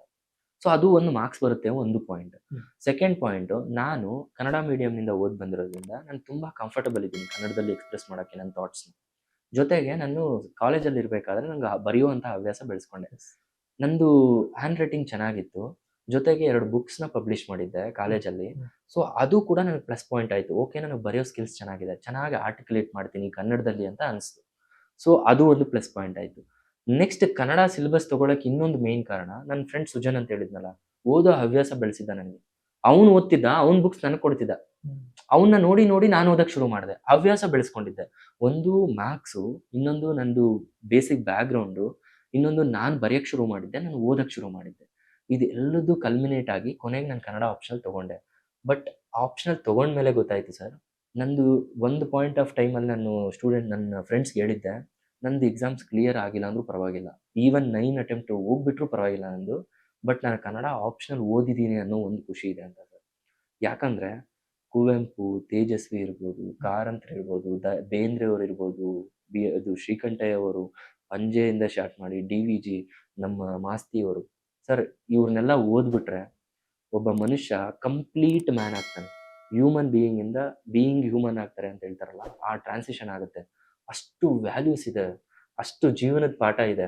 ಸೊ ನಮಗೆ ಮಾರ್ಕ್ಸ್ ಬಂದಿಲ್ಲ ಅಂದ್ರೂ ಪರವಾಗಿಲ್ಲ, ನಾನು ಕನ್ನಡ ಲಿಟ್ರೇಚರ್ ಓದಿದ್ದೀನಿ ಅನ್ನೋ ಒಂದು ಖುಷಿ ಕೊಡ್ತು. ಪ್ರತಿಯೊಬ್ಬ ಆಸ್ಪಿರೆಂಟು ಕನ್ನಡ ತಗೊಳ್ಳಿ ಅಥವಾ ಆಪ್ಷನಲ್ ಯಾವುದೇ ತಗೊಳ್ಳಿ, ಅದನ್ನು ಓದ್ತಿದ್ದೀರಾ ಅಂತಂದರೆ ನಿಮಗೆ ಖುಷಿ ಕೊಡಲಿ. ಜೊತೆಗೆ ಬರೆಯೋ ಸ್ಕಿಲ್ಸ್ ಇರಲಿ. ಕನ್ನಡ ಬರೆಯೋದು ಸ್ವಲ್ಪ ಕಷ್ಟ, ಬೇರೆ ಇಂಗ್ಲೀಷ್ ಕಂಪೇರ್ Yes. ಮಾಡಿದ್ರೆ ಈಸಿಯಾಗಿ ಬರೆಯೋಕ್ಕಾಗಲ್ಲ. ಒತ್ತಕ್ಷರ. ಯಾರು ಕನ್ನಡ ಆಪ್ಷನಲ್ ತಗೋಬೇಕಂತ ಅನ್ಕೊಂಡಿದ್ದೀರೋ ಅವರು ಕನ್ನಡನ ಫಾಸ್ಟಾಗಿ ಬರೆಯೋಕ್ಕೆ ಶುರು ಮಾಡಿ, ಜೊತೆಗೆ ನೀಟಾಗಿ ಬರೆಯೋಕ್ಕೆ ಶುರು ಮಾಡಿ. You will get good marks. ನನಗೆ ಫಸ್ಟ್ ಸಲ ಮೇನ್ಸ್ ಬರೆದ್ರು ಕೂಡ ನಾನು ಸರ್ 2 ಟೆಸ್ಟ್ ಬರೆದಿದ್ದು, ಅದು ಕೂಡ ಸೆಲ್ಫ್ ಇಂಟ್ರಸ್ಪೆಕ್ಟ್ ಮಾಡಿಕೊಂಡೆ. ಏನಕ್ಕೆ, 3 ಅವರಲ್ಲಿ ಕಂಪ್ಲೀಟ್ ಮಾಡ್ತೀನಾ ಇಲ್ಲ ಅಂತ ಹೇಳ್ಬಿಟ್ಟು ಬರೆದಿದ್ದು ನಾನು. ಆದರೆ ನನಗೆ 266 ಬಂದಿದೆ ಮಾರ್ಕ್ಸು. ಓಕೆ, ಒಂದು ಆವ್ರೇಜ್ ಸ್ಕೋರ್ ಅದು. 280 ಬಂದ್ರೇ ಜಾಸ್ತಿ ಆಗ್ಬಿಟ್ಟಿದೆ ಕನ್ನಡದಲ್ಲಿ. ಎಷ್ಟಕ್ಕೆ, ನಮಗೆ 500ಗೆ. ನಂದು 266 ಬಂತು. ನಾನು ಇನ್ನೂ ಸ್ವಲ್ಪ ಎಫರ್ಟ್ ಹಾಕಿ ಚೆನ್ನಾಗಿ ತರೋವಾಗಿ ಟೆಸ್ಟ್ ಎಲ್ಲ ಬರ್ದಿದ್ದಿದ್ರೆ ನಾನು 280, 290 ಬರೋ ಚಾನ್ಸ್ ಇತ್ತು. ಒಂದು ಇಂಟ್ರೆಸ್ಟ್ ಇರಲಿ, ಮಾರ್ಕ್ಸ್ ನೋಡ್ಕೊಳ್ಳಿ, ನಿಮ್ಮದು ಬ್ಯಾಕ್ಗ್ರೌಂಡ್ ನೋಡ್ಕೊಳ್ಳಿ, ನಿಮಗೆ ಬರೆಯೋಕ್ಕಾಗುತ್ತಾ ಇಲ್ಲ ನೋಡ್ಕೊಳ್ಳಿ, ಜೊತೆಗೆ ಅದು ಏನಂತಾರೆ, ಪ್ರಾಕ್ಟೀಸ್ ಮಾಡ್ತಾ ಹೋಗಿ. ಸೊ ಅವಾಗ ನೀವು ಈಸಿಯಾಗಿ ಯಾವ ಆಪ್ಷನ್ ತೊಗೊಂಡ್ರು ಕ್ಲಿಯರ್ ಮಾಡ್ತೀರಾ. ಸೊ ಕನ್ನಡಕ್ಕೆ ಆ ಪೊಟೆನ್ಷಿಯಲ್ ಇದೆ ಸರ್. ಸೊ ಕನ್ನಡ ಮಾಧ್ಯಮದಿಂದ ಬರೋರು ಅಥವಾ ಇಂಗ್ಲೀಷ್ ಮೀಡಿಯಮೇ ಇರಲಿ, ನೀವು ಇಂಟ್ರೆಸ್ಟ್ ಇದ್ದರೆ ತಗೊಳ್ಳಿ, ಡೆಫಿನೆಟ್ಲಿ ಅದನ್ನು ಪ್ರಾಕ್ಟೀಸ್ ಮಾಡಿ, you will get good marks. ನೀವು ನಾರ್ಮಲ್ ಆಗಿ ನಾನು ಬೇರೆ ಬೇರೆ ಇಂಟರ್ವ್ಯೂಗಳನ್ನೆಲ್ಲ ನೋಡಿದೆ, ಬೇರೆ ಬೇರೆ ವಿಡಿಯೋ ನೋಡಿದೆ. ನೀವು ಕೃಷಿ ಪ್ರಧಾನ, ಕೋಲಾರ ಇಂದ ಬಂದವರು, ಕುಟುಂಬನೂ ಕೃಷಿ, ಅಪ್ಪ ಅಮ್ಮ ಓದಿಲ್ಲ ಅಂತ ಹೇಳಿದ್ರಿ. ಯಾವ ರೀತಿ ಸಪೋರ್ಟ್ ಕೊಟ್ರು ಅದೆಲ್ಲ ಹೇಳ್ಬೋದಾ, ಅಂದ್ರೆ ಹಿನ್ನೆಲೆ? Yes sir. ಸರ್ ನಮ್ಮೂರು ಕೋಲಾರ ಜಿಲ್ಲೆ, ಕೋಲಾರ ತಾಲೂಕು, ನಿನುಮನಹಳ್ಳಿ ಅಂತ. ಅಪ್ಪ ಅಮ್ಮ ಇಬ್ರು ಕೂಡ ಕೃಷಿಕರೇ. ಸೊ ನಾವು ಮಳೆ ಆಶ್ರಿತ ಬೇಸಾಯನೇ ಮಾಡೋದು. ಸೊ ಅಪ್ಪ ಅಮ್ಮ ಏನು ಓದಿಲ್ಲ, ಅವರು ಶಾಲೆಗೆ ಓದೋರೇ ಅಲ್ಲ. ಬಟ್ ಮಕ್ಕಳು ಶಾಲೆಗೆ ಹೋಗ್ಬೇಕು, ಸರ್ಕಾರಿ ಶಾಲೆಗಾದ್ರೂ ಪರವಾಗಿಲ್ಲ, ಶಾಲೆಗೆ ಹೋಗ್ಬೇಕು, ಚೆನ್ನಾಗಿ ಓದಬೇಕು, ಒಳ್ಳೆ ಕೆಲಸ ತಗೋಬೇಕು, ನಮ್ಮ ಥರ ಅವರು ಇಲ್ಲಿ ಬಂದು ಕಷ್ಟಪಡೋದು ಬೇಡ, ಈ ಜೀವನ ಬೇಡ ಅವ್ರಿಗೆ ಅಂತ ಒಂದು ಒಳ್ಳೆ ಜೀವನನ ಕಟ್ಕೊಡ್ಬೇಕು ಅಂತ ಹೇಳ್ಬಿಟ್ಟು ಅಪ್ಪ ಅಮ್ಮ ಕಷ್ಟಪಟ್ಟರು. ಸರ್ ಈ ಜರ್ನಿಯಲ್ಲಿ ನಂದು ಇಂಜಿನಿಯರಿಂಗ್ ಮಾಡೋವಾಗಲಿ ಅಥವಾ ಅದಾದಮೇಲೆ ಈ 6 ವರ್ಷಗಳಲ್ಲಾಗಲಿ ಯಾವತ್ತೂ ಆಗಲಿ ನನ್ನ ಮೇಲೆ ಫೇತ್ ಕಳ್ಕೊಳ್ಳಿಲ್ಲ, ಯಾವತ್ತೂ ಡೌಟ್ ಪಡಲಿಲ್ಲ, ಅಥವಾ ಮಾಡಬೇಡ ನೀನು, ಬೇರೆದಕ್ಕೆ ಹೋಗು, ಏನಕ್ಕೆ ಹಿಂಗೆ ಮಾಡ್ತಿದ್ಯಾ, 6 ವರ್ಷ ಯಾಕೆ ಓದ್ತಿದ್ಯಾ, ನಿನ್ನ ಕೈಯಲ್ಲಿ ಆಗಲ್ಲ ಅಂತ ಯಾವತ್ತೂ ಅಂದಿಲ್ಲ. ಅವ್ರದ್ದು ಒಂದೇ ಇತ್ತು, ನನ್ನ ಮಗ ಮಾಡ್ತಾನೆ ಅನ್ನೋ ಫೇತ್ ನನ್ನ ಮೇಲೆ ಇಟ್ಕೊಂಡಿದ್ರು. ನಾನು ಮಾಡ್ತೀನಿ ಅನ್ನೋ ಫೇತ್ ಇತ್ತು. ಸೊ ಅದು ಇವತ್ತು ಕೂಡಿ ಬಂದಿದೆ. ಸೊ ನಾನು ಕ್ಲಿಯರ್ ಮಾಡಿದೆ. ಸೊ ಅವ್ರು ತುಂಬ ಖುಷಿಯಾಗಿದ್ದಾರೆ. ಈ ಒಂದು ಅವ್ರಿಗೆ UPSC ಅಂದರೆ ಏನು ಅಥವಾ AS IPS ಅಂದರೆ ಏನು ಇವೆಲ್ಲ ಏನೂ ಗೊತ್ತೇ ಇಲ್ಲ ಅಂದರೂ ಕೂಡ ದೇ ಆರ್ ಸೋ ಹ್ಯಾಪಿ. ಜನ ನೋಡ್ತಿದ್ದಾರೆ, ಮಾತಾಡಿಸ್ತಿದ್ದಾರೆ, ನನ್ನ ಮಗ ಏನೋ ಒಂದು ಸಾಧನೆ ಮಾಡ್ದ ಅನ್ನೋದೊಂದು ಖುಷಿ ತಂದುಕೊಟ್ಟಿದೆ. ಜೊತೆಗೆ ನಮ್ಮ ಅಪ್ಪ ಅಮ್ಮ, ನಮ್ಮ ಚಿಕ್ಕಪ್ಪ ಚಿಕ್ಕಮ್ಮ ಕೂಡ, ನಮ್ಮ ಚಿಕ್ಕಪ್ಪ ಅವರು ಅದೇ ಹೆಡ್ ಕಾನ್ಸ್ಟೇಬಲ್ ಆಗಿ ಅದಾದಮೇಲೆ AS ಆಗಿ ರಿಟೈರ್ಡ್ ಆದರು. ಅವ್ರಿಗೂ ನಾನು ಯಾವುದಾದ್ರೂ ಒಂದು ಜಾಬ್ ತೊಗೋಬೇಕು, PSI ಲೆವೆಲ್ಗಾದರೂ ಹೋಗಬೇಕು, ನನಗಿಂತ ಮೇಲೆ ಇರಬೇಕು ನನ್ನ ಅಣ್ಣನ ಮಗ ಅನ್ನೋದು ಆಸೆ. ಸೊ ಅವ್ರ ಗೈಡೆನ್ಸಲ್ಲಿ, ಅವ್ರ ಸಪೋರ್ಟಿಂದ ನಾನು ಇವತ್ತು ಇಲ್ಲಿವರೆಗೂ ಬಂದಿದ್ದೀನಿ ಸರ್. ಸೊ ಈ ಜರ್ನಿಯಲ್ಲಿ ಓಲ್ ಫ್ಯಾಮಿಲಿ, ಫ್ರೆಂಡ್ಸು ಕೂಡ ನಮ್ಮ ಕೊಲೀಗ್ಸ್ ಇರ್ಬೋದು, ವಿಧಾನಸೌಧ ಕೊಲೀಗ್ಸು ಅಥವಾ ಪೊಲೀಸ್ ಕೊಲೀಗ್ಸ್ ಇರ್ಬೋದು, ನನ್ನ ಮೆಂಟರ್ಸ್ ಇರ್ಬೋದು, ಎಲ್ಲರೂ ಕೂಡ ನನ್ನ ಸಾಥಾಗಿ ನಿಂತ್ಕೊಂಡ್ರು ಸರ್. ಸೊ ಇದೊಂದು ನಂದು ಒಬ್ಬಂದೇ ಯಶಸ್ಸು ಅಂತಲ್ಲ, ಇದು ಎಲ್ಲರದು ಇವತ್ತು ಎಲ್ಲರೂ ಸೇರಿ ನನಗೆ ಯಶಸ್ಸನ್ನ ತಂದುಕೊಟ್ಟಿದ್ದಾರೆ ಅಂತ ಹೇಳಕ್ಕೆ ಇಷ್ಟಪಡ್ತೀನಿ ಸರ್. ನಾವು ನೋಡೋ ಜರ್ನಿ ನೋಡಿದ್ರೆ UPSC ಆಸ್ಪಿರೆಂಟ್ಸ್ ಕೋಲಾರದವರು ಜಾಸ್ತಿ ಸೆಲೆಕ್ಟ್ ಆಗ್ತಿದ್ದಾರೆ, ಬೆಂಗಳೂರು ಪಕ್ಕ ಇರೋದು. ಅದಕ್ಕೇನ್ ಕಾರಣ ಅನ್ಬೋದು? Yes sir. ಸರ್ ಈ ಸಲ ಕೋಲಾರದವರು 5 ಜನ ಆಗಿದ್ದೀವಿ. ಹ್ಮ್. ಸೊ ಪ್ರತಿ ವರ್ಷ 3 ರಿಂದ 4 ಜನ ಅಂತೂ ಇದ್ದೇ ಇರ್ತಾರೆ. ಸೊ ಹಿಂದೆ ನೋಡಿದಾಗೂ ಕೂಡ ನಾವು KPSCಯಲ್ಲೂ ಕೂಡ ಕೋಲಾರದವ್ರು ಸುಮಾರು ಜನ ಆಗ್ತಾ ಬಂದಿದ್ದಾರೆ. ಸರ್ ನಾನು ನನ್ನ ಪರ್ಸನಲಿ ಅನಲೈಸ್ ಮಾಡಿದ್ದೇನು ಅಂದ್ರೆ, ಆ ಪರಿಸ್ಥಿತಿಗಳಿದಾವಲ್ಲ ಸರ್, ಅದು ನಮ್ಮನ್ನ ಓಕೆ ನಾವ್ ಇಲ್ಲೇ ಇದ್ರೆ ಆಗಲ್ಲ. ಕೃಷಿ ಪ್ರಧಾನವಾಗಿ ಇಟ್ಕೊಂಡು ನೀರಿಲ್ಲ, ನದಿ ಮೂಲ ಇಲ್ಲ, ಇರಿಗೇಷನ್ ಇಲ್ಲ. ನಾವು ಹಿಂಗೆ ಇದ್ರೆ ಆಗಲ್ಲ. ನಾವು ಓದ್ಬೇಕು, ಓದಿ ಮುಂದೆ ಬರಬೇಕು, ಅಥವಾ ಸರ್ಕಾರಿ ಕೆಲಸ ತಗೋಬೇಕು ಅನ್ನೋದು ಒಂದು, ಅದು ಸಣ್ಣವರಿದ್ದಾಗಿಂದಾನೇ ನಮಗೆ ಯಾರು ಹೇಳ್ಕೊಳ್ದೇನೆ ನಾವು ನೋಡ್ತಾ ನೋಡ್ತಾ ಕಲಿತೀವಿ ಅಂತ ಅನ್ಸುತ್ತೆ. ಸೊ ಆ ನೆಸೆಸಿಟಿ ಇದೆಯಲ್ಲ, ಆ ನೆಸೆಸಿಟಿ ನಮ್ಮನ್ನ ಇಲ್ಲಿ ತಂದು ನಿಲ್ಸುತ್ತೆ ಅಂತ ಅನಿಸ್ತಿದೆ. ಸೊ ಮೇ ಬಿ ನಮ್ಗೇನು ಆಪರ್ಚುನಿಟೀಸ್ ಇಲ್ಲ, ಅಥವಾ ಇಂಡಸ್ಟ್ರೀಸ್ ಇರಲಿ, ಅಥವಾ ಇರಿಗೇಷನ್ ಇರಲಿ, ಅಥವಾ ಬೇರೆ ಬಿಗ್ ಬಿಗ್ ಆಪರ್ಚುನಿಟೀಸ್ ಇಲ್ಲದೆ ಇರೋದ್ರಿಂದ ಆಪರ್ಚುನಿಟೀಸ್ನ ಹುಡುಕೊಂಡು ನಾವು ಈ ಕಡೆ ಬರ್ತಿದೀವಿ ಅಂತ ಅನ್ಸುತ್ತೆ, ಸರ್ಕಾರಿ ಕೆಲಸದ ಕಡೆ. ಸೊ ಅದರಲ್ಲೂ UPSC ಅಂತ ಎಕ್ಸಾಮ್ಸ್ನ ಪಾಸ್ ಮಾಡ್ತಿರೋದು ತುಂಬಾ ಹೆಮ್ಮೆ ಕೊಡುವಂತ ವಿಷಯ ಸರ್. ಓಕೆ, ಅಗತ್ಯತೆ ಅನಿವಾರ್ಯ, ಆವಿಷ್ಕಾರಕ್ಕೆ ಮೂಲ ಅಂತೀರಿ. Yes sir, yes sir. Okay, ಈಗ ನಿಮ್ದು UPSC ಆಸ್ಪಿರೆಂಟ್ ಜರ್ನಿ ಸ್ಟಾರ್ಟ್ ಮಾಡಕ್ಕೆ ಯಾರು ಇನ್ಸ್ಪಿರೇಷನ್? ಯಾಕಂದ್ರೆ IAS IPS ಹಂಗೆ ಬರಲ್ಲ, ಒಂದು ಇನ್ಸ್ಪಿರೇಷನ್ ಎಲ್ಲ ಒಂದು ಕಿಡಿ ಇರುತ್ತೆ, ಅದು ಯಾರು ಅಂತ? ಸರ್ ನಾನು ಇನ್ಸ್ಪಿರೇಷನ್ ಎಲ್ಲ ಕಡೆ ಹೇಳ್ತಾ ಬರ್ತಿದ್ದೀನಿ. ನಾನು 2013-14ರಲ್ಲಿ PUC ಓದ್ಬೇಕಾದ್ರೆ ಕೋಲಾರ್ ಬಾಯ್ಸ್ ಕಾಲೇಜಲ್ಲೇ, ಗೌರ್ಮೆಂಟ್ ಕಾಲೇಜಲ್ಲೇ ಓದಿದ್ದು. ಅವಾಗ DK ರವಿ ಸರ್ ನಮ್ಮ ಡಿಸ್ಟಿಕ್ ಅಲ್ಲಿ ಡಿಸ್ಟಿಕ್ ಕಮಿಷನರ್ ಆಗಿದ್ರು. ಅವ್ರದ್ದು ಮಾಡಿದಂತ ಕೆಲಸಗಳು ನಮ್ಗೆ ಇನ್ಸ್ಪಿರೇಷನ್. ಈ ಒಂದು ನಾವು ಸಣ್ಣವರಿದ್ವಿ, ನಮ್ಗೇನು ಗೊತ್ತಾಗ್ತಿರ್ಲಿಲ್ಲ. ಓಕೆ DC ಅಂದ್ರೆ ವಾವ್, DC ಅವ್ರು ಅಂತ ಕೆಲಸ ಮಾಡ್ತಾರೆ, ಅವ್ರಿಗೆ ರೆಸ್ಪೆಕ್ಟ್ ಇರುತ್ತೆ, ಪವರ್ ಇರುತ್ತೆ ಅಂತ ಅಷ್ಟೇ ಗೊತ್ತು. ಅವರು ರೆಸ್ಪಾನ್ಸಿಬಿಲಿಟೀಸ್ ಏನು ಅವೆಲ್ಲ ಗೊತ್ತಿರಲಿಲ್ಲ ನಮ್ಗೆ. ಆದ್ರೂ ಕೂಡ ಅವರು ದಲಿತರ ಮನೆಗೆ ಭೇಟಿ ಕೊಡ್ತಿದ್ದಿರ್ಬೋದು, ಈ ಅನ್ಟಚಬಿಲಿಟಿನ ರಿಮೂವ್ ಮಾಡಬೇಕು ಜನರ ಮೈಂಡ್ ಸೆಟ್ ಇಂದ ಅಂತ. ಅದಾದ್ಮೇಲೆ ರೋಡ್ ನ ಇನ್ಸ್ಪೆಕ್ಷನ್ ಮಾಡೋದು, ಹೋಗಿ ಎಷ್ಟು ಕ್ವಾಲಿಟಿ ರೋಡ್ ಮಾಡಿದ್ದಾರೆ ಅವರೇ ಹೋಗಿ ಅಗದು ನೋಡೋ ಅಂಥದ್ದು. ಅವರು ಅದಾದ್ಮೇಲೆ ಸಿವಿಲ್ ಸರ್ವೆಂಟ್ ಸ್ಟೂಡೆಂಟ್ಸ್ಗೆ ಆ ಬ್ಯುಸಿ ಶೆಡ್ಯೂಲ್ ಅಲ್ಲೂ ಬಂದು ಟೀಚ್ ಮಾಡೋದು ವೀಕೆಂಡ್ಸ್ ಅಲ್ಲಿ. ಇದೆಲ್ಲದೂ ಕೂಡ ಓಕೆ, ನಾವು ಆ ಥರ ಆದ್ರೆ ನಾವು ಈ ಥರ ರೆಕಗ್ನೈಸೇಷನ್ ಸಿಗುತ್ತೆ, ನಾವು ಕೆಲಸ ಮಾಡ್ಬೋದು, ಓಕೆ ನಮಗೂ ಪವರ್ ಬರುತ್ತೆ. ಆ ಇನಿಷಿಯಲ್ ಥಾಟ್ಸ್, ಅದು inspiration from DK Ravi sir. ಅದಾದ್ಮೇಲೆ PUC ಅಲ್ಲಿ ಇದು ಇಂಜಿನಿಯರಿಂಗ್ ಬಂದಾಗ ನನ್ನ ಫ್ರೆಂಡ್ ಸುಜನ್ ಗೌಡ ಅಂತ ಇದ್ದ ಸರ್. ಅವನು ಅವಾಗ್ಲೇನೆ ನಾನು UPSC ಮಾಡಬೇಕು ಅಂತ ಸಿಲೆಬಸ್ ತಗೊಂಡಿದ್ದ, ಬುಕ್ಸ್ ತಗೊಂಡಿದ್ದ, ಓದ್ತಿದ್ದ, ಸುಮಾರು ಕೃತಿಗಳೆಲ್ಲ, ಕನ್ನಡ ಕೃತಿಗಳೆಲ್ಲ ಓದ್ತಿದ್ದ. ಸೊ ಅವನ ನಾಲೆಜ್ ಬೇಸ್ ಚೆನ್ನಾಗಿತ್ತು. ಅವನು ಮುಂದೆ ಹೋಗ್ತಿದ್ದನ್ನ ನೋಡಿ ನಾನು ಫಾಲೋ ಮಾಡಿದೆ. ಬಟ್ ಅನ್ಫಾರ್ಚುನೇಟ್ಲಿ ಅವನು UPSC ಫೀಲ್ಡ್ ಬರಲಿಲ್ಲ. ಇಂಜಿನಿಯರಿಂಗ್ ಆದ್ಮೇಲೆ ಅವನು IT ಫೀಲ್ಡ್ಗೆ ಹೋದ, ನಾನು UPSCಗೆ ಬಂದೆ. ಸೊ ಸತತವಾಗಿ 6 ವರ್ಷದಿಂದ ಅವನು ನನ್ನ ಜೊತೆಲೇ ಇದ್ದಾನೆ. ಪ್ರತಿಯೊಂದು ಸ್ಟೇಜಲ್ಲೂ ನಂಗೆ ಗೈಡ್ ಮಾಡ್ತಾ ಬಂದಿದ್ದಾನೆ. ಎಲ್ಲಾ ತರ ಸರ್, ಫಿನಾನ್ಷಿಯಲಿ ಇರ್ಬೋದು, ಅಥವಾ ನಂಗೆ ಬುಕ್ಸ್ ಬೇಕಿದ್ರೆ ಇರ್ಬೋದು, ಪ್ರತಿಯೊಂದು ಕೂಡ ಫ್ರೆಂಡ್ಸ್ ಸಪೋರ್ಟ್ ಮಾಡ್ತಾ ಬಂದ್ರು. ಸೊ ಈ ಜರ್ನಿಯಲ್ಲಿ ಇನ್ಸ್ಪಿರೇಷನ್ ಒಬ್ರು DK ರವಿ, ಅದಾದ್ಮೇಲೆ ನನ್ನ ಫ್ರೆಂಡ್ ಸುಜನ್.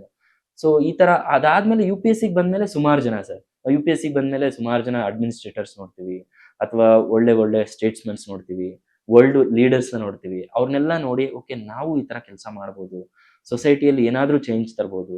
ಹಳ್ಳಿಯಿಂದ ಬಂದು ಒಂದು ರೂರಲ್ ಡೆವಲಪ್ಮೆಂಟ್ ಇರ್ಬೋದು, ಇರಿಗೇಷನ್ ಇಂದ ಇರ್ಬೋದು, ಅಥವಾ ಪಾವರ್ಟಿ ರಿಮೂವಲ್, ಅಥವಾ ಸೀನಿಯರ್ ಸಿಟಿಸನ್ಸ್ ಕೇರ್ ಇಂದ ಇರ್ಬೋದು, ಹೆಲ್ತ್ ಸೆಕ್ಟರ್ ಇರ್ಬೋದು. ಒಂದು IAS ಆದ್ರೆ ಇದೆಲ್ಲ ಆಸ್ಪೆಕ್ಟ್ಸ್ನು ಟಚ್ ಮಾಡಿ ನಾವು ನಮ್ಮ ಕೈಯಲ್ಲಾಗಿದ್ದ ಚೇಂಜಸ್ ತರ್ಬೋದು ಅಂತ ಇನ್ಸ್ಪಿರೇಷನ್ ತಗೊಂಡು ಇವತ್ತು ನಂದು ಎಕ್ಸಾಮ್ ಕ್ಲಿಯರ್ ಮಾಡಿದ್ದೀನಿ ಸರ್. ಒಂದು 5-6 ರ್ಯಾಪಿಡ್ ರೋಡ್ ಇದಾವೆ. Yes sir.